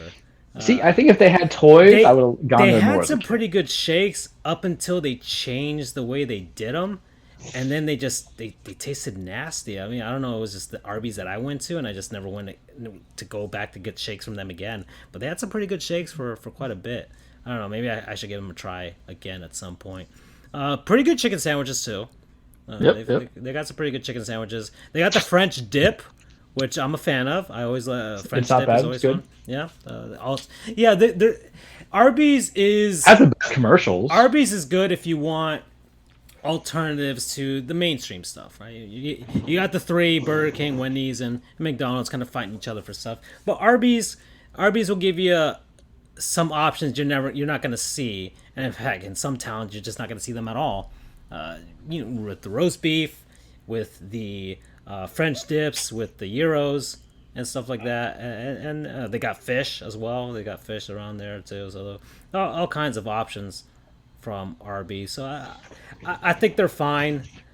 The curly fries are fine as well. I think they might be a little too greasy for me at some points, but I guess it just depends on, I don't know, the place or the person that's working the fryer or something like that. I'm not sure, but it's just the play. It's there. The horsey sauce. You got the horsey sauce. It's not bad either, right? That's their thing. One of the few places that has horseradish sauce as a normal condiment. So yeah, I'm not poo-pooing on them. Andrew, do you go to Arby's? You're going once in a while, every now and then, or is this like a rare occasion? Okay, all right. Yeah. Okay, I'd say like every couple of months. Okay. Yeah, that's basically me. Every 4 or 5 months, I'll go be like, let's grab something. Let's go get something. Let's get a euro. All right. So sports, things are happening. Let's talk about the big one. NFL. Russell Wilson, Denver, Seattle, rebuilding. I don't know. I can't really. It happened. He's gone. An era has ended in Seattle. The best era of their franchise's history. He's going to get his number retired there in the future, and maybe he'll get some sort of sign a one-day contract type of thing and retire, that type of thing. So it finally happened. Here we go. So Charles, are you going to stop hating on the Seahawks from here on out? I mean, it was a one-season gig to hate on them because of the favoritism. And that was the problem when you were once big dog in the NFC West and you were jealous of my shine that was given on to the Niners and then the Rams. We don't acknowledge the Cardinals are frauds. Kyler Murray's a fraud. I don't care what anyone tells me. It was just one of those things where no. But it was a one-season gig. The Seattle Seahawks are a very likable team outside of last season. I never really hated on any of them. And also they have possibly the second best loss in Super Bowl history. Because that first one's always going to be, of course, the Falcons. Poor Atlanta, man, Jesus. But that's the Georgia curse. Yeah. Remember, the success of the Bulldogs and the Braves came at the expense of Matt Ryan and his happiness. And Matt Ryan is just a good guy. Matt Ryan looks like he goes to every Make-A-Wish Foundation request. That's how Aw. good of a human he is. Like I don't know why people hate him. I'm like, he's 37. Why do you guys hate him? But I mean, to the trade itself, I think obviously it's a coup to Seattle. Anybody who loved Russ is fine, but you're not in an era where you should feel connected to people and players, considering the fact that a lot of them don't stay for life. Tom Brady didn't retire a Patriot. Peyton Manning did not retire a Colt. People come, people go. Hall of Famers, Drew. It's not like Drew Brees who left the Chargers to become Hall of Famer with the Saints. No, you had Russ.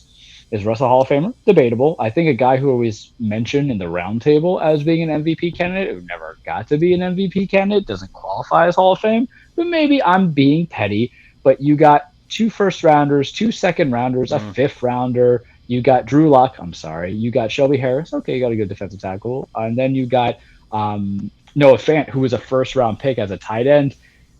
You may not get a QB this year. But the idea is there's for next year. And you were on the salary hell anyway. The problem with these big quarterbacks that have been signed and given extensions for, because there's a certain one that we're going to talk about that has been signed and big money allegedly, it's going to hurt your cap number. And cap's never going to be too high where you can sign everybody. Who you also feel bad for, DK Metcalf and Tyler Lockett. Because right now the expectation is you're going to have Drew Lock throwing you the ball. I'm so sorry. But for the Broncos, what does this mean? Because you do this big trade, and I'm going to make it into this analogy. We saw the last 2 years of Matt Stafford going to the LA Rams, winning a Super Bowl under Sean McVay. The year prior, Tom Brady goes to the Buccaneers under Bruce Arians, wins a Super Bowl. And I know what you're saying. Charles is the same thing, but it's not. Yeah, that's kind of the thing that stuck out to me is he's in the AFC West now. And the AFC West is like you got the Chiefs are still there. They're not going anywhere. Mm-hmm. That's the big Chargers thing. Are still there. The Chargers there with their quarterback Herbert, who's good, and even the Raiders. The Raiders are there. They try. I mean, Derek Carr's not a bad QB either. I mean, I think Denver basically just looked at themselves like, we don't have a quarterback. Let's do something. Let's get somebody. We can't draft him. So. Can I tell you why I don't think this is going to work? They're essentially trying to repeat the Peyton Manning thing. In a sense. But can I tell you why this is not going to work? What's the difference between what Tom Brady and Matt Stafford had that Russell Wilson's not going to get here? A proven head coach. A proven head coach. Yeah. Bruce Arians, proven head coach. Never went to the Super Bowl with the Cardinals. Proven head coach. Sean McVay went to the Super Bowl. Proven head coach. Yeah. You're running the gamut that for Nathaniel Hackett is going to be able to do all this, all the pieces in his first year. Learning under Matt LaFleur as his lineage of trees, of coaching skill trees, going from there. And I don't see it as the big basis because Cortland Sutton, Jerry Jeudy is not Mike Evans and Chris Godwin. It is not Cooper Kupp and OBJ and Robert Woods. Javonte Williams had 1 year splitting time with, of course, now I forget the name because, of course, I'm putting on Melvin Gordon. And the defense is kind of there, but this is a whole first-year philosophy. And I think, have you really ever had a coach who had that much success to immediately win? Because you got the player.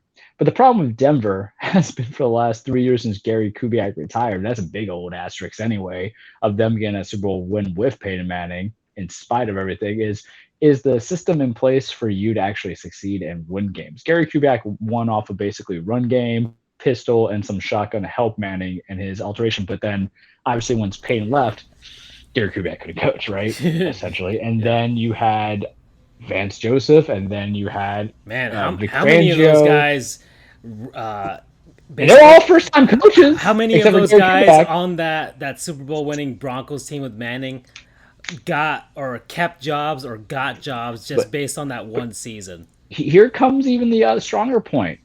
When Manning, when he went to the Broncos, John Fox was a reputable coach, man. That's true. That's how you got there against Seattle and got crushed because you were outplayed. And Gary Kubiak had success in Houston, man, and was able to get the Texans to the AFC Championship, I believe, once and then a couple divisional rounds.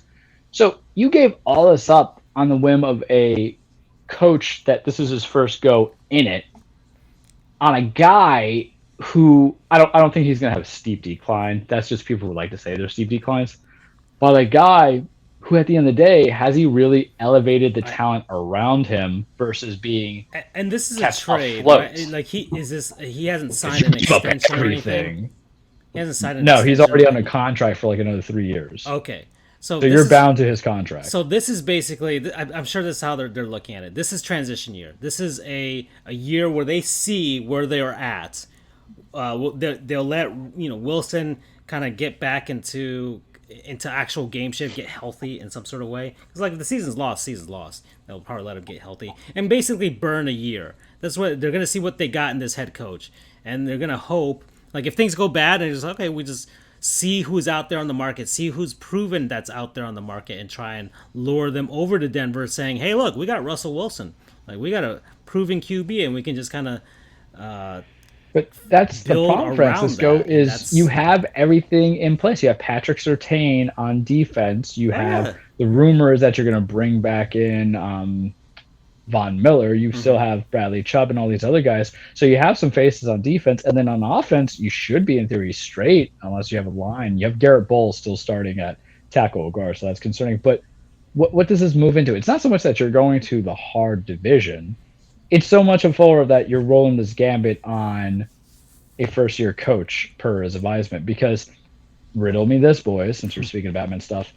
If you're saying that, hey, this is a good hire because look what Hackett was able to do to Aaron Rodgers, was it really that Nathaniel Hackett had any influence in the success of Aaron Rodgers fully, except for like maybe a piece of the pie? Or was it really that roster was just set up because Brian Gutekunst did it well, and Matt LaFleur is a competent coach, and Aaron Rodgers is a perennial MVP, guy? How much of it is to Hackett? Because we've seen it where guys get hired and we think this is a good thing, and it turns up to be just terrible.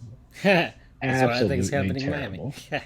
Yeah, well, you gotta love the dorky man. I love the dorky man. But Until he these are wins. just things of why I'm not big into it. And you gave up so much because you're not talking about 2 first rounds. You're talking 2 first rounders, a second, essentially a first rounder, Noah Fant from 3 years ago, Yep. and then some side players. And what Seattle does with it is it just says, hey, we have bargaining chips. Because who's to say that if Deshaun Watson's 22 sexual assault allegations disappear, that Houston's not going to say no to 2 first rounders, No, right? That's true. And a couple of second rounders. And then imagine putting Deshaun Watson, because let's be fair here. You have to gamble in order to lose a season. Ooh, I went there under the eyes of Roger Goodell. The most Watson will get hit with is like 4 games. That's it. Imagine what Deshaun Watson can do with DK Metcalf and TJ Lockett, or Tyler Lockett, Tyler Lockett, and then Rashad Penny and Chris Carson. That could be formidable, I would say. So with Seattle, it's basically playing house money because you have a quarterback who's complaining. You have ownership who is kind of broke. They know they got to pay some dudes too. And they're going to be looking at everything. Well, we're just going to, take the butcher's bill, see how many is on the field, and just take it with us and go. It's a good win for them. With Denver, I'm like, good luck. You got your guy. But isn't it always Denver? It always feel like they're chasing the shadows that Elway left behind of big footsteps. And then you got Peyton, which was big footsteps, and then you couldn't make anything work. So you had to go with the next big footstep. Because I've seen teams win without, that big megastar transformational champion at QB. Hell, the Rams just went with Matt Stafford. Yeah, I went there. But I don't know. It's interesting. But that's all I can say about the Broncos in Seattle. So there's that one. The other one is, I guess Aaron Rodgers is staying in Green Bay. He's getting paid 4 years, $200 million. That's the deal that is on the table right now, and that's going to be worked out between them. So that'll be fun. So there's that. And then Calvin Ridley. Suspended indefinitely by the NFL for gambling on games. And he needs a PR person because he keeps tweeting stuff out. And he needs to shut up right now. He said it was only $1,500. He was, this past season he was on leave for mental health reasons, which is, fine and all. But I guess in that time frame, I think it was like 5 weeks. And he gambled on a few games. From what I don't believe he gambled on any games on his team.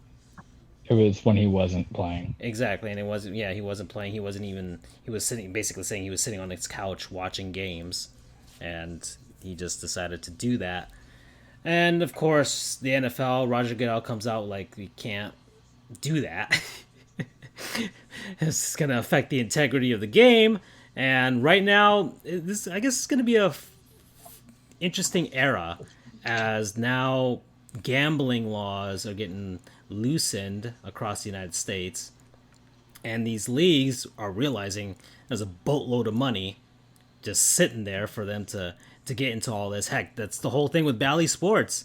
Bally Sports is Bally, the company. I think they're based in Vegas. That's their thing. And if you've watched Bally Sports broadcasts of NBA and the NHL lately this season, you see they put the odds on the screen in the score crawl on the bottom of the screen. So they it's becoming a thing, and these leagues are kind of hoping that it doesn't seep into the actual players or the coaches or even the executives. Miami Dolphins. And that didn't have anything to do with gambling. That was gambling on a number one pick. That's what that was. But these leagues are going to have to start figuring out what they're going to do. And of course, there's the glaring thing, whereas, oh, this guy got suspended indefinitely for betting on a few games on his couch, and this guy beat his woman and is only suspended like 2 games or something like that, you know. So. Damn, you didn't even let me segue into that. Well then, Charles, there you go. Before we get into that, I just want to mention something really quick. Yeah. Or a couple of things first. One, I don't really see the issue if you're betting on your team to win or to do. Pete Rose said that too. He's still not in the Hall of Fame. To do something positive, like, yes, you are wanting more money for your team to do well. I feel like that could be like a small carve out for gambling, because I can get it if it's illegal to tank a game or to point shave or anything. But if you're betting on your team to do well, what's so bad about that? Oh, Pete Rose. Well, the rumors is that he was betting against his team. Pete Rose isn't in baseball for that reason either, because he was betting on the Reds to win, and yet he's still. That's what I mean. It's stupid. Like, I guess it's a slippery slope, but that's probably the ideal behind it. It's like, it's a slippery slope, you know.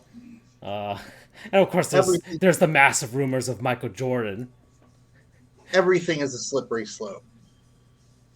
Jordan totally did it, by the way. Retiring, because and maybe that's why he was the greatest of all time, because he was betting on himself to win games.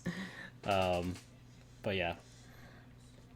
And then I just one more thing. It's kind of like an adjacent, or I'll let you discuss, and then I'll throw my point in. Well, is it still with the gambling thing? Yes. Well, what is it? Or no, it's about the severity of the. Oh, well, this is the segue. So Charles, go ahead. About the. So, it wasn't in our chat that I put this into, but since we're unloading the clip, I might as well just go all in, because we all know I don't like Roger Goodell. That's the disclaimer. That's the first setup. The man has piss poorly ran a policy and procedures mode when it comes to imposing suspension and punishments to players. It is just a huge disparity. For every severe thing that happens, it might be indefinite on one player, or you think of Justin Blackmon and Josh Gordon, who, not that I'm saying they should ever get chances, but they just get kind of set up for fail. But Justin Blackmon has a little bit different history, but you remember him as a wide receiver in Jacksonville Jaguars, had like a couple of decent seasons, and then multiple run-ins and issues like that kind of kicked him out for a while. But then you have like the inconsistencies that come in. Ray Rice, 8 games. Adrian Peterson, the whole season for hitting his shot with a switch. Tyreek Hill gets nothing. Kareem Hunt, Spartan kicks according to Twitter, his girlfriend only gets 8 games out of it. And then you get a player, Ben Roethlisberger, he got 4 games in, but nothing happened to him. That's why the Deshaun Watson is very interesting, right? We talked about a year ago. Everything catches up. And now you have a player, Calvin Ridley, not a bona fide number one, but number one, at least on the Falcons, poor Matt Ryan, gets suspended for gambling. I first off just want to know how they found out, because he must have pissed somebody off, to which that just becomes disclosed, because you can drug test for all the drugs in the world, but how do you get out there of what he's doing? And the problem was you just kind of admit it. Even if you say that it was only $1,500 that you were gambling to, you're just screwed, man. It's kind of like that thing, if you get arrested, just don't say it to the cops. Don't blow. It's okay. But then you have this disparity, because now it's indefinite. Now it's the worst thing. But you have men beating people up, beating up their wife. Alvin Kamara, what happened to that when they just went freaking, little rascals on the guy in the elevator? And I think they were going in between, but that was only a couple months ago. Haven't heard a thing on it, right? When he was charged and arrested after the Pro Bowl for beating someone up, thank God for the season. Yeah. Exactly. I'm like, we're perpetuating violence versus gambling. And gambling, I'm not for it. I gamble very lightly, if anything, if I go to a casino. But what is the severe ramifications of happening? We even acknowledge it as an addiction. An addiction. Shouldn't you be providing someone help? You do it for the policies and procedures that happen if you're substance abuse, right? I would hope, at least, if you're the employer. But it is like you have Gamblers Anonymous. Instead, we're just going to penalize somebody. And the issue with it is that owners aren't going to care. Maybe they care, but it's not going to stop anybody from reconsidering him, because it's not like he ran somebody over and killed them or beat somebody up and had all the assault weapons, Greg Hardy. But he was still given multiple chances. But now we're playing this whole thing about the integrity of the game. The integrity of the game is ruined, not just by the players, but those who enforce laws, including Roger Goodell with his inconsistencies. And maybe this is the first time you found somebody who was gambling, and now you have to figure out what to do. But if you're going to impact somebody for indefinite is a strong word, because it's not until the season. It's upon reinstatement, upon reconsideration of the commissioner. And there are players such as Justin Blackmon or Josh Gordon, who there's some preferential treatment, not preferential treatment because they're both treated poorly, but there's some pickings and choosing who you can come in there. And I said it in one chat, and I'm just going to say it now, and whoever has an issue with it, I really don't care. Is it me? Or is Roger Goodell maybe a little bit harder on non-white players when it comes to rule policies enforcement? Because I'm seeing a big old inconsistency with it. And let me ask you this, Roger Goodell. How is this in the basis? And I'm going to ask this question. If a guy is gambling on the success, he's not even playing the game, but he's gambling on the predicate of what his team's outcome could be, different than Stephen Ross, if a single merit of what Brian Flores alleged to be true, of offering $100,000 for every game lost itself. We can't count anything with Hugh Jackson because the man's not credible at all.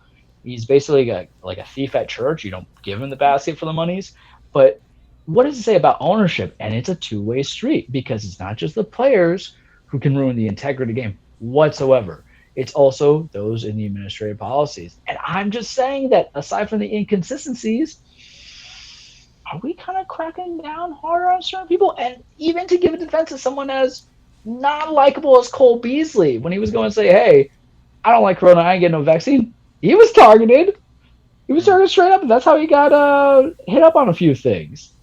There's a lot of things that are at issue. So are you saying he's got gambling, and then you're asking gambling addiction? Have you even put these protocols in place of why it's important in a modern day era? Isn't this a conversation that you should have had that made gambling legal to bet on? How's this also going to impact players coming into it? Are you going to transition these issues from college to the pros? I got a lot to say about it. I feel like I've said too much, so I apologize. But it might seem like a singular issue, but really what it is, it's branches of a tree that spread out to all the other underlying issues that work under this big old oak tree that is Roger Goodell and his ass backwards policy, and they're not going to care because they're still going to be making the most money in sports. But now I have like linear things I can bring up to, like, well, if this is considered gambling when he's off there, what about the Stephen Ross thing, if it is legitimately true? Interesting questions to pose. Andrew, what was your thing?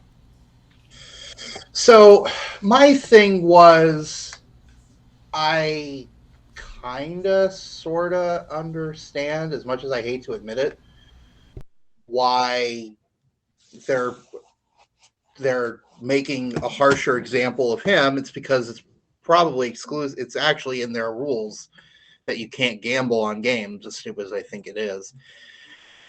The thing to do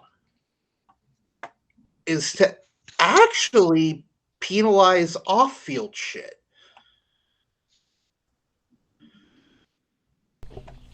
Like, Wait, what does that mean? Uh-huh.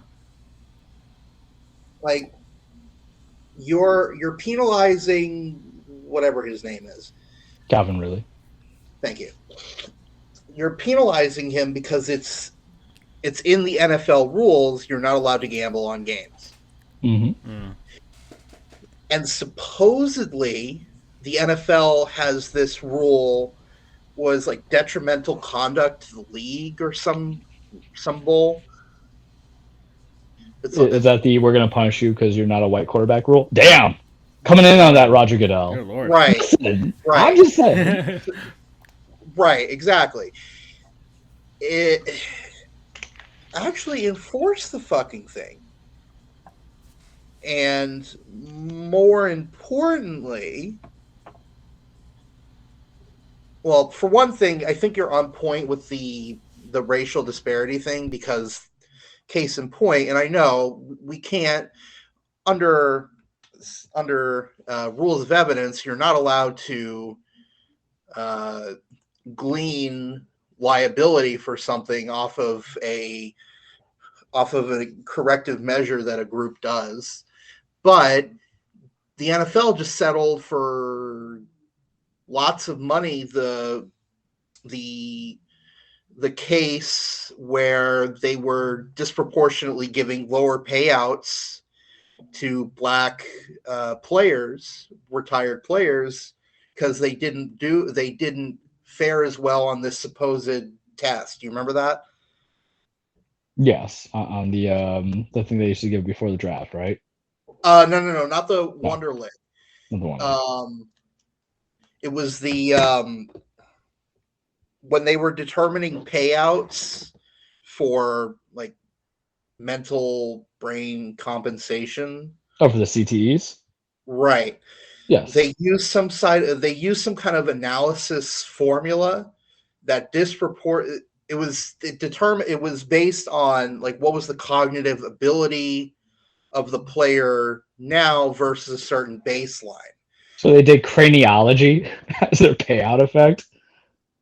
Basically, yes. But the problem was the baselines they used gave lower marks to black players. So they got lower payouts because the difference between the baseline and where they were with CTE was smaller versus a white player. Because, like, let's say a white player starts at a 10 and he's down to a 4. But the baseline for black players, let's say, is a 7. So they go down to a 4. Do you follow? Yes. So obviously the NFL has a lot of racist shit in its past, and I would not be surprised if their enforcement is based a lot on race, even if subconscious. But they got to step up the level of enforcement for these conduct protocol breaches, because their whole thing, like with the NCAA, when it came to the Penn State, when it came to Baylor, they said, "Oh, we're not going to penalize these schools for these nefarious acts because it's not related to athletics, or it's not." Like, a lot of people were calling for Penn State or Baylor to get like a 1-year death penalty, like SMU did back in the 80s. But the NCAA's whole argument was, well, SMU broke NCAA rules because they were paying recruits. as bad as Sandusky and Bryles were, they didn't break NCAA rules. So we're not going to punish them for that. Exactly. And BU says, hence why they didn't with Baylor, because precedent was already set. So NCAA, go fuck yourself, change your rules. NFL, go fuck yourself, change your rules. Actually put severe penalties on shit that is outside of your gaming purview. Instead of 6 games for Ray Rice absolutely doing what he did. I still call all elevator cams Ray Rice cams. Jesus. Give him a year at least, and look like Ben Roethlisberger. Like he didn't get that's the one that they put him on the conduct detrimental though, because he wasn't found to be criminally liable for anything. But the NFL isn't a freaking court of law. But that's the thing; it treats it as such. And there's a CBA. Players Union will defend their players; they have to. So there's always I'm still in bar mode, so I use a lot of analogies. Like for instance, if someone wants to claim their slice of the pie of someone's estate, if you killed them, you don't get to claim the slice of the pie. Now, even if the person is not held criminally liable, if the judge thinks by a preponderance of the evidence that they killed the person, that's okay. They can be written out in that case. So you don't have to be criminally liable for killing the person. You just have to be more likely than not to have killed the person, and you don't get the money. So that's my point. Roethlisberger wasn't criminally liable, but it's pretty fucking obvious that he did what he did. So, he wasn't criminally liable, so he's scot-free. No. Do your own internal analysis. Did he do what he did? Because that's a really fucking high bar to reach in the criminal justice system. Roger Goodell, you are not a judge. You never will be a judge. To a degree. He's like the end-all, be-all enforcer. Judge, jury, somewhat executor. Well, right, but his decisions aren't based on, and I forget this, beyond a reasonable doubt. His decisions aren't based on that. Well, here's the thing, though, Andrew, and I think you kind of forgot it. Due process is a concept that goes beyond just a criminal setting. It goes into a lot of things in the areas of law, even if you get into arbitrations, having your day in court. And that's why you even have appeals process coming into whatever is decided to you in the NFL. And that's why you have the appeals panel. Yeah. So and CBA, all that stuff kind of governs over how much he can do. They're not. It's the idea of that. Yes, he can pass judgment. Why the Astros didn't get punished for their scandal? Yeah. Cheating. So, and the thing is, Goodell's been around 12 years now as the commissioner. So you see and we'll bring into Deshaun Watson and Roethlisberger, because I don't know of any modern and past gambling for the NFL. But if you have somebody who's found to be non-criminally liable coming into the situation with Roethlisberger, and he got 4 games, don't you think in the CBA for the players to protect their dudes, they know that they're going to have guys in the future who are going to be accused of alleged sexual assault, and then you don't think they're going to put protections in there for them in the future of what happens if there is no criminal investigation that comes around to a formal indictment or arrest and charges? Because remember, and I don't know how we became legal people, but I get to say this, an arrest is just an arrest. Probable cause is such a very low threshold. It really means nothing. It means that there was enough to find that criminal activity was essentially afoot to which you had to arrest somebody, right?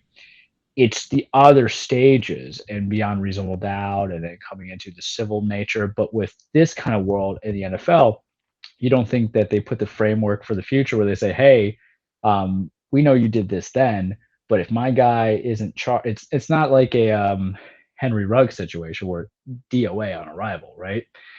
but it's a matter of there was nothing criminal to charge with, and it didn't even go through the process of a plea deal. And civil lawsuits, people get sued all the time, and those resolutions, there was because let me tell you, bud, they're not going to get to a trial. I think there's going to be a set out or a payout money.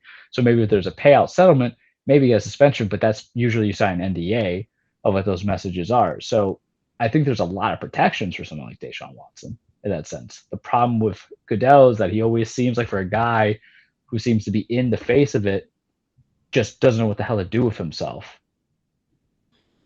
and with his rules, if that kind of flushes some light in the big issues, but taking some real world facts and bringing it into a real world situation. This got serious. Well, we picked the legal brains, and at some point we're not. The three of us are not just random people. We are highly educated, surprisingly.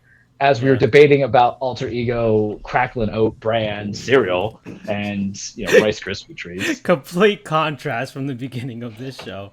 I do want to move on from here. So that's the NFL news.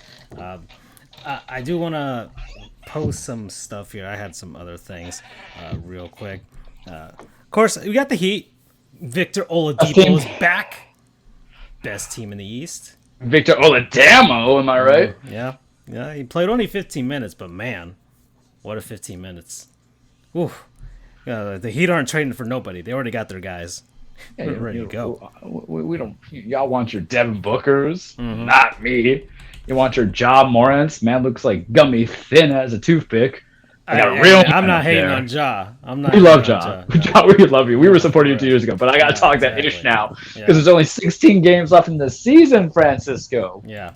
Yeah, no, both the NBA and the NHL are down to basically the last month of the season, and things are going to get interesting. You want to say that the man who loves chicken wings and probably thinks Gasoline is the greatest song ever and James Harden is going to beat that Heat team? Not me. Andrew's going to head out. Okay, can you spare a couple more minutes, Andrew? Sure. All right. So I just saw this image right now on his going through Twitter. That's the size that bases are going to get from the original that's about to happen. The one on the right? Yeah, the one on the left. Oh, the one on the left? It's getting bigger. They're going to be bigger bases, so there you go. It's noticeable. It is noticeable. It's very noticeable size. I was kind of hoping for something ridiculously big. Like you could see it from the upper deck type of big, but I can deal with this. I'm not gonna poo-poo this. I think that's fine. I like it for a couple of reasons, and I'll explain why. One, it's safer. All right. Yeah, we did. We were talking about this off show, right? Right. Mm-hmm. I mean, I think they should do kind of like what they do with Little League, where they have an orange bag on the outside of the line. For first base. For first base only, to prevent collisions. I mean, they already have different rules for first base anyway. Then why not just extend it to what part of the bag can you touch? Now, for those who don't know, so in Little League, what they do is they have the typical white bag, but then they also have an identical orange bag that goes on the other side of the baseline. And the reason for that is because a runner can either touch the usual white base, or they can touch the orange base to avoid a collision with the first baseman or whoever's covering first.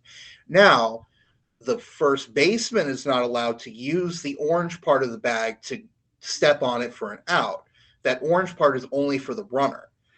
And I think it's perfectly logical. It makes perfect sense because you see all these injuries. I mean, they're not all the time, but these are avoidable injuries. I see Francisco is pulling up a picture here. It's not an orange line. It's an orange base. Oh, there you go. It's the third picture. So the white base, the white part of it, is located normal. But the orange part, like I said, is in foul territory. It allows the player, the runner, to step on that to avoid a collision. I think it's brilliant. I think higher leagues should be using it. It's a no-brainer.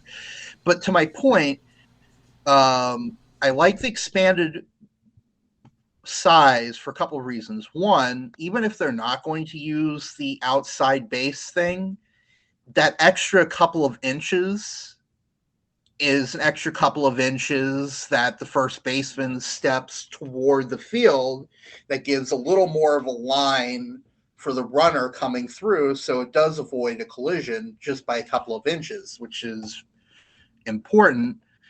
It also helps runners because it's that extra couple of inches that can make the difference between safe and an out. Yeah.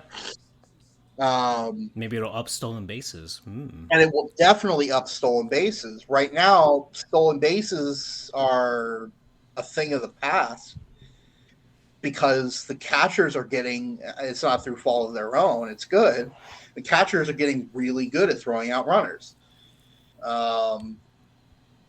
So that extra, if you watch Sports Science. Yeah. And also the heavy reliance on the 3 true outcomes in baseball. Right. Which is also the other rule that we're going to talk about. So on Sports Science, it tells you that, just like an extra inch of a lead off of first base before the steal makes it that much harder. So I love defense. I'm a catcher. So I prefer throwing people out.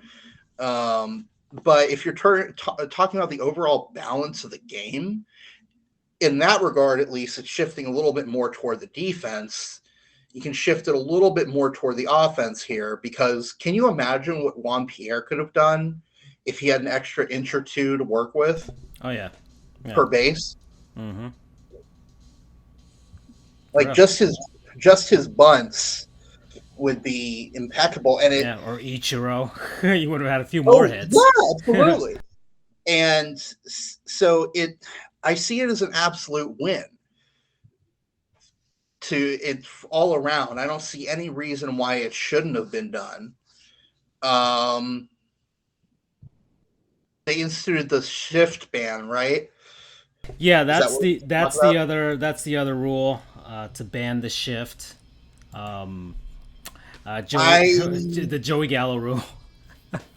I'm not a huge fan of the shift ban. I think it could have been tweaked a little bit without an outright ban. I mean, I don't know if it's just an outright ban, like you can't have more than 2 fielders on one side. You know what I would have done? I say you can shift, but only at the moment that the pitcher begins his windup. Oh, God. So basically, they have to rush over to the other side of the field as soon as the pitcher begins his windup. And the pitcher can't slow down, or else it might be called a balk if there's a guy on base or something like that. I just think that would be funny to see guys scrambling around. I like that. I do like that. I think also they could have. I mean, I've seen a lot of good suggestions about how to kind of nerf the use of the ban, or nerf the effectiveness of the ban without getting rid of it outright. I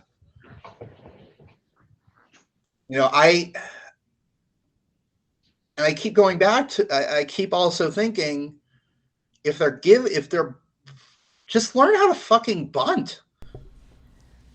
Like, yeah, there's this video that I remember from long time ago, where Robinson Cano, who I think was playing for the Yankees at the time, was in Boston. They've got the full shift on him. He does like a swinging bunt. like he holds it like a bunt, but he's actually like swatting at it like a swing. He hits it down the left field line. No one is there, and he gets a double out of it. Just do that. I know it's not sexy, but if you keep doing that, just fucking bunt the ball or something. And the thing is, I think a lot of hitters, I mean, remember, baseball players. Hitters don't have high hitting IQ. Is that what you want to say? Well, no, I don't think it's that. I don't think that it's that at all. I think some guys, it's just they've been so programmed and are just pull hitters, just complete pull hitters that they just can't help themselves, and that's how they've been hitting since they were kids, or since they were teenagers at least. It got them to the big leagues, but I think it's also the way that they're coming up now because of the 3 true outcomes, and all this is just trying to make sure that they can put the ball in play and make the game more exciting, which I'm all for. I think, look, baseball has been pretty laissez-faire for a lot of while, but now it's gotten to the point where it's almost like certain video games where there's just a certain way, or like in Mario Kart DS, where you had to do the snaking thing, and if you pick Toad with this right cart, and basically everybody was playing online with that, and suddenly it wasn't fun anymore. Because I could do the snaking thing and drifting across the entire course and winning a race just like that, but everybody else is doing it too, and they're all playing the same characters. Suddenly it's not fun anymore. There's no variety. And I think adding certain rules, this basically, like, if you're middle infield, you're at second base, you're going to be on the right side of the field, or if you're shortstop, you're going to be on the left side of the field, and then the outfielders can move where the hell they want. I think it's fine. Other sports have positional rules, football especially. You can't do certain things. So I think it's fine. For me, it is. But the reason why I'm not a fan of it, kind of going back to the whole small ball sort of aspect, it encourages bunting from left-handed players. And I mean, look, Juan Pierre, I mean, no one would ever do this, but let's say someone put put a David Ortiz shift on Juan Pierre. He could drag the bunt down the first baseline. The thing is that would never have happened with scouting and everything. They would never do that. I know. I'm just saying. Like, and the guys that do this, normally these are guys like big DHs or big first basemen or big right fielders that this is happening to. And I guess a lot of teams would rather they be out than just have a single. I don't know. It's weird. It's really weird. I get your point. I understand your point. But I guess my ultimate point, though, is I really do not like how it's become the 3 true outcomes. Yeah. I want more variety in how... Well, this is trying to help encourage that. Right. We'll see if it works. It may not work. But I don't mind it. I think it's more in line with other sports that do... where you can't have certain players in certain spots of the field or ice or court. So I'm not too broken up about it. I'm glad that there's the DH is universal, and then I guess we won't have time to talk about the 14-team playoff. So, but that's for another day. All right, Andrew, you got to go. You said? Yeah, I'm out, but you guys go ahead and keep going. Well, we're at 2:08, so Charles, we're going to head into the cage. Andrew, we'll see you next week. Bye, Andrew. All right, everybody, welcome to your weekly TruePlex, The Cage with Charles. Full disclaimer, wrestling is not fake. It is scripted. It is a stage fight. It's a song and dance. I know that pisses off a lot of the old-time wrestlers when they say the same ballet, but damn, what do you want me to say? That's your live-action stuff movie? Get over it. Accept it. It's okay. Opera. You make beautiful music. It's a soap opera. It's a 1998 NSYNC 98 Degrees Britney Spears love story music video where you know everything's going on. It's about men and women chasing championship. Yes. Yeah, finish your intro, but I want to ask you something after that. All right. It's about men and women chasing championships, establishing legacies, beating the holy hell out of each other, and then once again, You never forget, because I Senor, feel like this is always a something that I man, have to end on our intro bane with of a your certain existence. Vincent Kennedy McMahon and the toxic relationship that I have with him. I'll never have anything more toxic relationship than with him, right? For 25 years. I Between this wanna nonsense. now I wanna open the show in because I didn't have anything planned, and I know you're pretty good on the spot. In honor of International Women's Day, who is or who are your favorite female wrestlers? All right, so I'll give you through the three stages of wrestling that I was watching on. So the three stages of wrestling that I was watching on is going to be when I first started wrestling, which was 8 years old when I moved to Florida. Then we're going to bring into when I came back into wrestling, which was around circa 2016. That we'll go to now. Okay, so favorite woman wrestler in when I first got back into wrestling, Trish Stratus. In love with her, beautiful woman. I don't care. Marry me, fine, F it, right? Good old But Canadian she woman. brought in, Canadian woman. One of the good things that came out of Canada, aside from Ryan Reynolds and a few other people, but she, aside from being gorgeous, right? She could actually wrestle. She started off as being the manager of TNA with Tessa and Albert, and then became to do her own thing. Had a great legacy and rivalry with Lita. Her finisher move was Stratisfaction. Just yeah, Attitude Era was a very misogynistic time. I was an 8-year-old boy. Of course, I'm gonna gravitate towards that. But she can actually go in the ring. She actually came back in SummerSlam about 2 years ago to go against Charlotte Flair, and the match was actually very good. I can't tell you how many multiple titles she held. Escapes me off the top of my head. As you see in the photo snapshot, there was The Rock.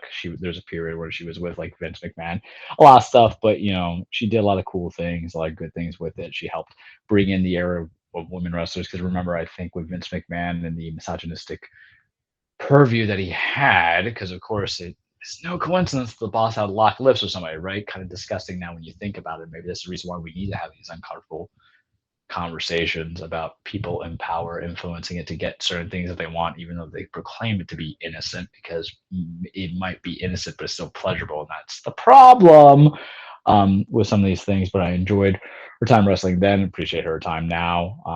When I came back into 2016, it was kind of tough. I had been out of the game for a bit. I came back into wrestling full time because one of our guy friends in law school, David Kroger, was like, "Oh, you know wrestling?" I'm like, "Wrestling? I like wrestling." And he's like, "Yeah, have you caught up stuff?" And I'm like, "I haven't caught up in like the modern day wrestling. No, it's been a bit, all this other stuff." And he's like, "Well, start going into it." And then I got back into NXT, when it was Black and Gold brand was my kind of push into it. Then it led us to what was going on in the modern day era. So when I came back in 2016, that's when you got the Four Horsewomen Revolution. And I was like, oh, this is really interesting. And that was Sasha Banks, that was Charlotte Flair, that was Bailey, and that was Becky Lynch all coming together. And it really just kind of enticed it. But the person that I loved getting back into wrestling was Asuka, because Asuka was just super dominant. And because Becky and all of them had kind of been called up on the main roster, but I know there was a connection for me to watch them on the main roster. But it was Asuka who was just literally killing it. And I see it. I've talked about her before on the show. She can go, man. There was like her wrestling Minoru Suzuki over in Japan. She's got the Asuka lock as a finisher and a couple other things that she does depending on it. But she's had some success. I would love for her to have a WrestleMania moment. She's currently injured right now, but I've seen her live. She knows how to work with the crowd, work with the energy. She knows how to put on some good ass matches. But what made her so special about NXT was like she was that equivalent of Goldberg, except with the real talent, because she was undefeated. She finished her NXT career undefeated. And of course, she lost to Charlotte at WrestleMania. A very good match, but I loved it. I loved it. And now my favorite one, Asuka's still kind of up there. She's been out of the ring for a bit, but I'm a fan of characters. And I'm not saying that this is my current favorite, but I'm going to give a shout out to what we're doing in NXT. I can mention Bianca Belair. I can mention Becky Lynch. I can mention Charlotte Flair. I can mention Ronda Rousey. I love me some Sonya Deville and the talent that she has there. But I'm going to go back to another one on NXT because now it's NXT 2.0, and now they're kind of focusing more on characters and all feel good stuff. But I'm going to give it for a gimmick I'm invested in. Charles loves gimmicks. He's a sucker for that.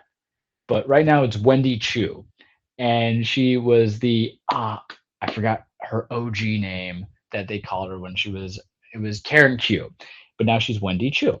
And her whole gimmick, Francisco Florence, is not racist, which makes me happy.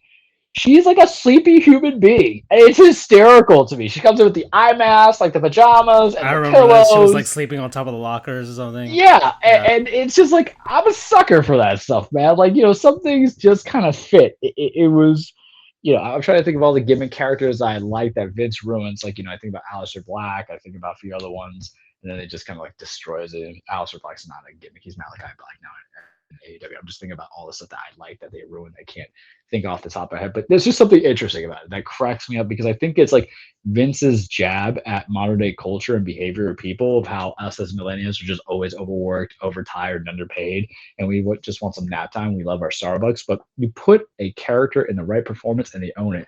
The Undertaker could only have been Mark Calloway. It couldn't have been anybody else, right? Wendy Karen Q could be the only Wendy Chu. Like she even does a thing where like her elbow drop is her kind of doing nap time, and I'm just enjoying. I'm gonna see where it takes her. Right. Obviously, it's not a title. Give her a championship. That'd be cool if you do. But wrestling sometimes about the weekly gimmicks. The Honky Tonk Man did it well.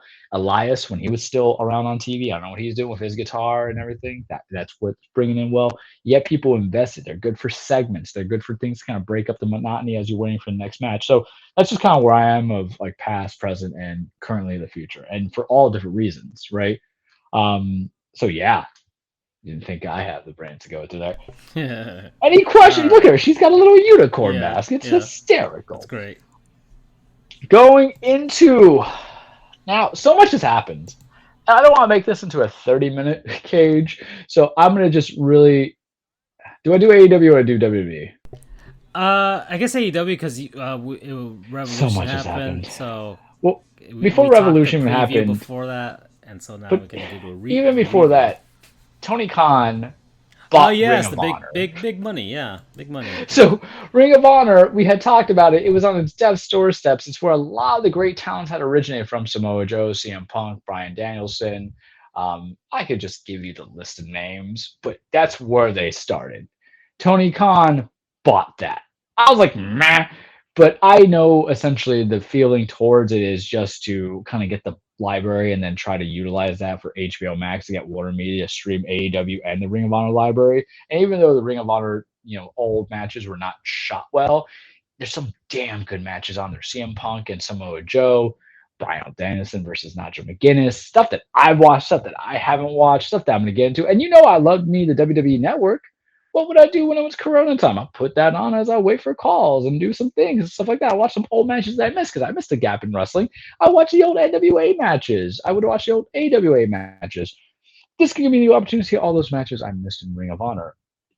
What does that mean, though, for AEW if you have Tony Khan, who is the owner of AEW, the booker of AEW, to go up there like, I'm out another wrestling promotion? Doesn't mean that Ring of Honor is going to necessarily become part of AEW, because if that was the case, wouldn't you just buy out the media rights and the talent that's currently on there? So he's going to book Ring of Honor. I don't know if he's got a plan, Stan. I don't think it's a situation of like when Vince McMahon bought WCW and ECW and tried to converge it all together. I think you kind of keep it separate, but of its own talent, of its own ingenuity. Maybe you can use the very bloated roster on AEW to put on Would it Ring be of like Honor. an NXT thing where it'd be like a developmental Maybe. league? Maybe, but here's the whole thing: is you sign a lot of guys in indies, and if you're getting a developmental thing, what are you trying to develop? You're still working on that with Dynamite. I mean, I don't want to be, rude to the people who were there since day one when Dynamite occurred, but obviously the presence has changed when you got the John Moxleys, the Bryan Danielsons, the Malachi Blacks. They got William Regal who came over. He used to be a great professional wrestler for WCW and WWF, and now he's coaching there. We get all these talents that kind of teach people to do it the television way. How do you develop? And the thing is that if you try to keep it separate by itself, how do you keep people invested into it? I don't really. The difference between putting someone from Raw and SmackDown onto NXT, which is actually happening right now at NXT Roadblock, where you're going to have Braun Breaker defend his NXT title in Triple Threat against Tommaso Ciampa and Dolph Ziggler. Dolph Ziggler is on the main roster going down there, is that we all know it's all part of the same brand. They're all getting the same paycheck by the same guy in the same organization. It's not NXT's its own separate thing. It's WWE's NXT, right? So we understand that. But Ring of Honor really is its own separate entity. And I don't know what you could do with it, because I don't necessarily want you to kind of have it be a developmental league. What I want you to do with it is just have two-way talent, the way they were kind of doing, how Impact did it best with a Forbidden Door, except to have more money and resources. But really, this is what I want, to be honest with you. Ring of Honor talent goes between each other every now and then what you have is twice a year So basically, Supercard like pay-per-views. people are like on a two-way contract in a sense. Yeah, kind of. yeah. Yeah. Okay. But what you do is, AEW already has 4 pay-per-views a year. You add in 2 crossover pay-per-views, like how Ring of Honor used to do with New Japan when they had the Supercard of Honor. You can make it like a Survivor Series of such without it having to do like multiple invasion storylines instead of just the battle of the brands for supremacy. Mind you, it's wrestling, is all scripted, so Ring of Honor ain't going to win that for a bit. And then you can have Team Ring of Honor Originals, which you could do against the Team AEW newbies. You can have they mentioned the 4 pillars of MJF and Sammy Guevara and Darby Allin, and then one other person who escapes my brain. I apologize because it left me in my thought process, but it'll come to me eventually. Much forgiveness to anybody who goes with 4 pillars. I guess I go with 3 of them versus like Ring of Honor Originals of Bryan Danielson and Samoa Joe and CM, because I'm imagining someone just got to pop up. CM Punk, the Briscoe brothers, stuff like that. You can do cool things of that nature. It's gonna bother me that I don't know the 4 pillars of that, but as I'm talking, I'll look it up. But maybe it's just, I think I told you guys what's the point, right? Because I know you want the Jungle Boy Jack Perry. That was the other one. I know you want to have it be big. You really want it for the library because it might incentivize people to buy your streaming rights if you have this whole big thousands upon thousands of hours of wrestling tape. And what's the thing about wrestling? We talked about it. It's one of the few sports or sports entertainments that can be rewatchable. I don't go to wonder about that Monday Night Football game that I saw 7 years ago between the Eagles and whoever, the Cowboys. Right now, I don't care about that. You can look at highlights. Why don't you look at highlights? The only things I'll rewatch is old wrestling matches, old boxing fights, maybe some MMA stuff. But MMA, it's not entertaining anymore. People want to tell me it's entertaining. Explain to me how it's entertaining when Jorge Masvidal is supposed to be this badass mofo and keeps getting knocked the hell out to Kobe Covington. Just saying.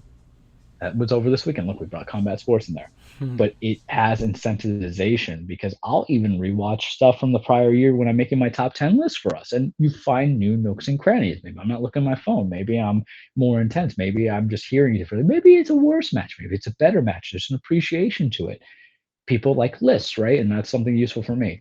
But we'll see, because it's a plan, but is it more of a plan, or do you have a full plan, if that makes sense in the purchase? Revolution was this weekend. I did not spend $50. Instead, I decided to eat a gyro and play Horizon Forbidden West.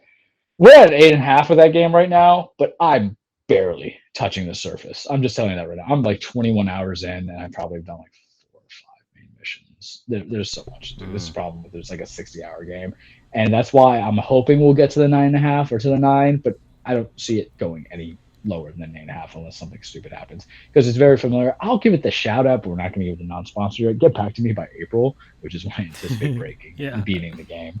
I might take some time off next week, so maybe I'll get that chance. But Revolution was this weekend. I listed off the card itself, but some of the matches I heard that were bangers: Eddie Kingston, CM Punk. The ladder match was good. The Revolution ladder match. I think I sent you guys a clip of one of those, of like Orange Cassidy being in the middle and getting caught up. CM Punk versus MJF was supposedly excellent. Wardlow finally turned on him. It was a dog collar match. It was a lot of blood. When it goes onto the HBO Max streaming series, I will then watch it, or I'll just watch it legally on YouTube. Not illegally, but I didn't pirate it. But something there. The triple threat tag team match was supposed to be good. The main event was supposed to be good. Some of the winners, I was right. CM Punk won. Hangman Page won. Yay, we love him. Wardlow won. I was surprised. He won the face of the Revolution. I thought they were really going to give that to Keith Lee. And I kind of missed not seeing that match because of big, meaty men slapping meat with ladders. But Wardlow is going to continue his feud with MJF now, probably until Double or Nothing. Britt Baker won against Thunder Rosa, cheated the win. Okay, fine. They're continuing their feud. They might meet up in the St. Patrick's Day episode. I don't know. Jay Cargill versus Tanera Conti or Ty Conti. What I love about Jade Cargill, she came out dressed as Jade from Mortal Kombat, the green and everything, so it was like perfect. no big reveals of that I recall, because sometimes you get those big signs, except for William Regal. Oh, so I missed Moxley and Danielson, but I had like half a chub just going into it because Brian Danielson was Daniel Bryan, John Moxley was Dean Ambrose in WWE, and they didn't really feuded fully. And they had this match, and it was supposed to be great and gory, and then Moxley got the roll up pin on him in a submission, and they were just still locking into it, beating the hell out of each other, bleeding. And William Regal, who they know, who they respected, who was in WWE, who was a coaching talent for NXT, who was fired because Vince McMahon's on that petty train, came in and broke him up, and he would just decide to be all elite. And it's kind of like a dad telling his two kids to stop, messing around. It was that episode of South Park where like, stop screwing around, the woodshop guy. That's how it felt like. And I don't know how he can just do the headbutt to Moxley's blood. I'm very when it comes to that stuff. That's why I couldn't be a wrestler. You couldn't get me to drop on my neck, and I can't blade for anybody. But I will eventually watch this one way or another. $50 is too much, man. I was going back and forth on it. And it was a Sunday, and that ish ended at like 11:45, man. I like the look on his. Why, Papa? Why? Yeah, and he just slaps him in the face like, Daddy, why, Daddy? Why'd you do this to me? Where we're going to go in the storylines in the future, we'll do some predictions there because their next pay-per-view is Double or Nothing, and that's about 2 months from now in May, and that's pretty big, right? So I think we're getting CM Punk versus Hangman Page. I think you have nowhere to go but that. And what do you do with Hangman Page? Because he's beaten Bryan Danielson, gave him his first clean pin. He's beaten Adam Cole, gave him his first clean pin, not counting the Jon Moxley match. Or not Jon Moxley, but the Orange Cassidy match. I'm watching the NXT Roadblock match right now, and they just botched a couple things, and someone landed on like, that's fantastic. That's sarcasm, kids. But you have to do CM Punk and Hangman Page. And my concern is that I think CM Punk wins that because MJF and him, they've gone twice. Now you go for the rubber match, and that's how you have MJF conquer it fully, right? If you're telling the stories correctly. Moxley, Bryan, they're going to tag team up or they're going to beat the hell out of each other some more. I'll see Eddie Kingston, Jericho still continuing. That's kind of like my problem with AEW. There was no betrayal by Santana or Ortiz, by the way. My problem with it is that there's a pay-per-view match and it'll still continue afterwards. Vince does the same thing too, but you can kind of switch it up a little bit because you got to remember there's not a lot of pay-per-views in between. I felt like if AEW had like 8, it makes my life easier because you could just try out some of the new guys because you mentioned about using Ring of Honor as developmental. There's a lot of guys who are signed that haven't had the opportunity to kind of be out there with all these other big. Is that guy wearing a Lord Zed shirt from Power Rangers? That's awesome if it's true. I just watch our wrestling. I don't know the guy's name, but I'll figure it out. But what an intimidating villain that they never capitalize on in any of the movies. Sadly, right? He's like coming in like human meat with like the Guyver kind of headset and headpiece and nothing. But it'll be interesting to go with AEW. So that's my thoughts on AEW for now. There'll be more to come. WWE is going to be very brief. Maybe. It's going to be very brief. Roman and Brock is great. They had a live event on Saturday on Madison Square Garden where Brock was going to go against somebody. People like thought it was going to be a big swerve, so all of Twitter was like freaking out about it because they're thinking like, Edge is going to come in, be the random man, win the championship, go against AJ Styles for the title. Now it turns out to be Austin Theory. Austin Theory like gets crushed, obliterated by Brock, and then Roman comes in and just decimates the man and just gets on the mic in Madison Square Garden and just says, Brock Lesnar acknowledge me. I'm for it, but me and my buddy were talking about it because he believes Roman's going to win. I say absolutely not. You don't build a 9-month storyline of Brock constantly getting screwed over, decimating everybody, winning the championship, losing it on a technicality, winning it again for like Roman to win it. Unless I'm calling it now for the big stakes because we're about a month away, so I got to do it big time. The best way to book Brock Lesnar and Roman Reigns at WrestleMania, Francisco, it's for the love of Christ. He left them bloody on the steps, man. It was great. You do not have them do a standard match once again. You did that at Crown Jewel, bruh. You were going to do that at day one before Roman got the Rona. You put that in a cage. You put it in Hell in a Cell, where if Roman does beat this monster Brock, it's not clean, but it's going to war, and someone finally dropped the nuke, right? I don't know if that's appropriate given the modern times, but that's how big it is in the wrestling scale. That's how I would do it, because remember, it's a unification, winner-take-all, title match, all this other fun stuff. That's me. That's how I feel with it. Wrestling, though, with WrestleMania, it's also very, celebrity-based. What happened over the weekend or on Friday Ricochet's your new Intercontinental Champion because Johnny Knoxville screwed over Sami Zayn. Yeah, they're still doing that. Johnny Knoxville showed up at Royal Rumble. Sami Zayn and him are going to have a match. Okay, fine. Logan Paul, for some reason, is going to be on my WrestleMania again. He's going to be teaming up with The Miz against the Mysterios. This WrestleMania is very, it's mid the word I want to use because it could be great. Now, we know what I'm up for. We're up for Edge and AJ. You already know my excitement from it. I'm so excited for that. AJ is faking like a storyline injury after that concerto. Edge came in a suit on Monday saying, yo, WTF, I did this because I can, because I'm a badass dude. Mind you, we have also new Raw Tag Team Champions. RK Bro won the title from Chad Gable and Otis, Alpha Academy, and Kevin Owens and Seth Rollins. There's a reason why I'm mentioning the name now. The moonsault into the RKO was stellar. Not the best RKO I've seen out of nowhere. That was always going to be reserved for WrestleMania with Seth Rollins with the stop, and he got him.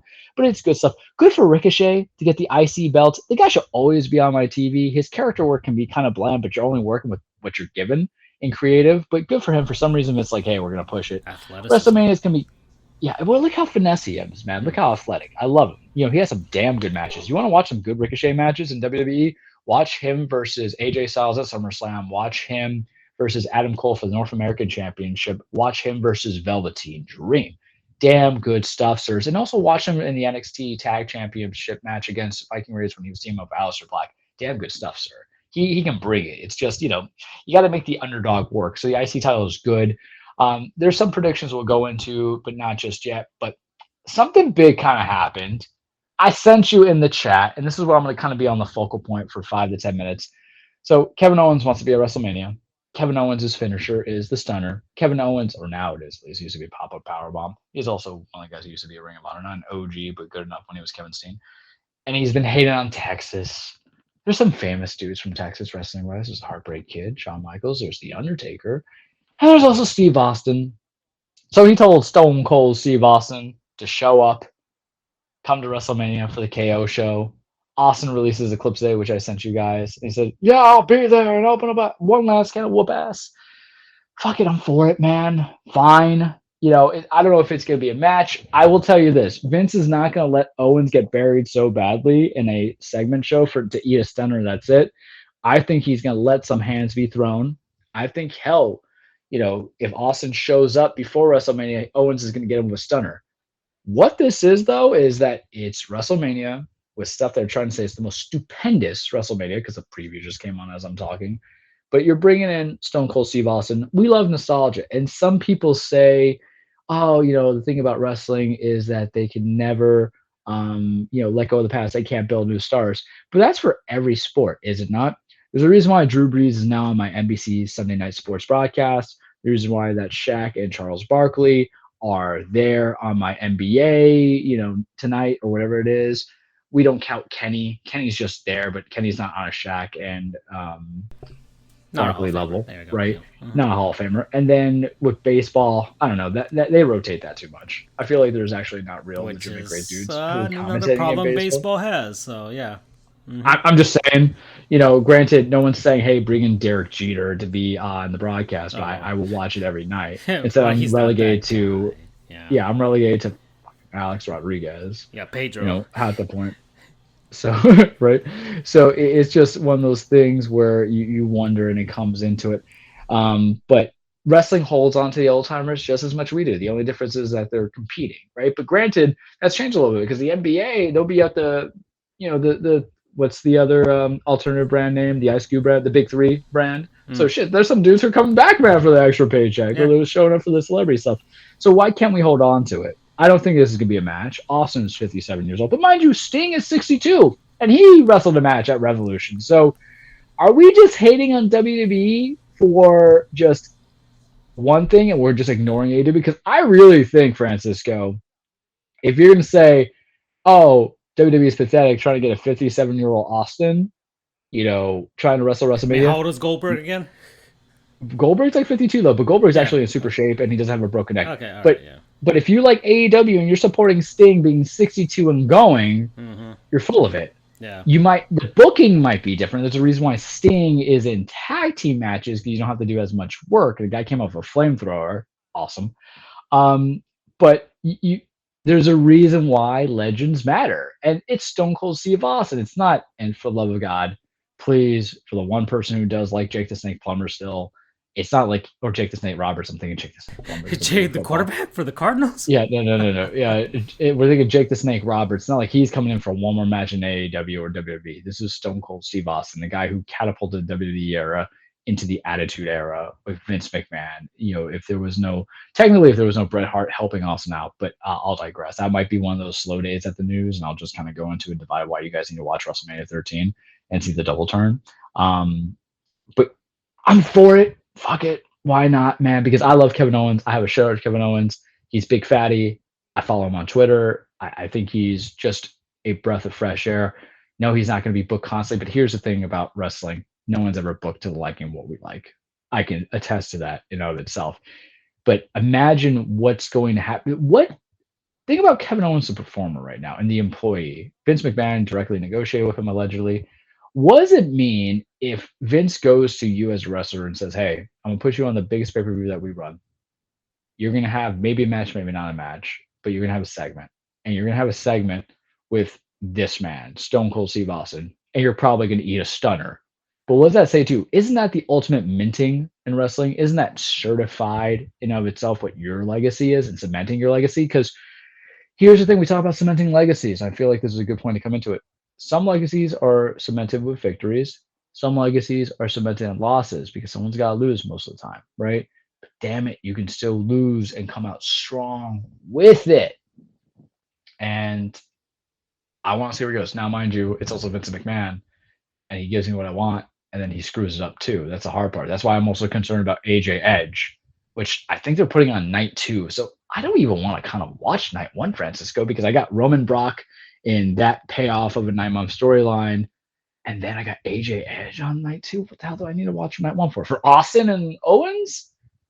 After I just wax poetically about it, I'm like, just YouTube that ish. They need to fix that. They need to fix it big time.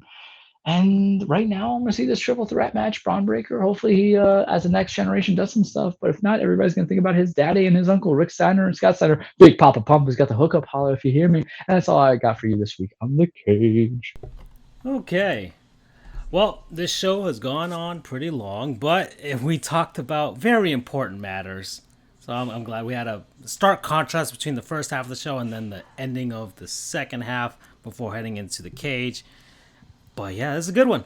So we have probably a couple more before we take our normal break, which... We don't have baseball, so it's actually more justified. Yeah, and I guess the playoffs will eventually start. So we'll probably take a few weeks off, have the draft as well, and we'll probably be in the thick of the playoffs. Hopefully the Heat and the Panthers are both still in it by that point we come back. All right, well, bye everybody. Have a good night. Take care.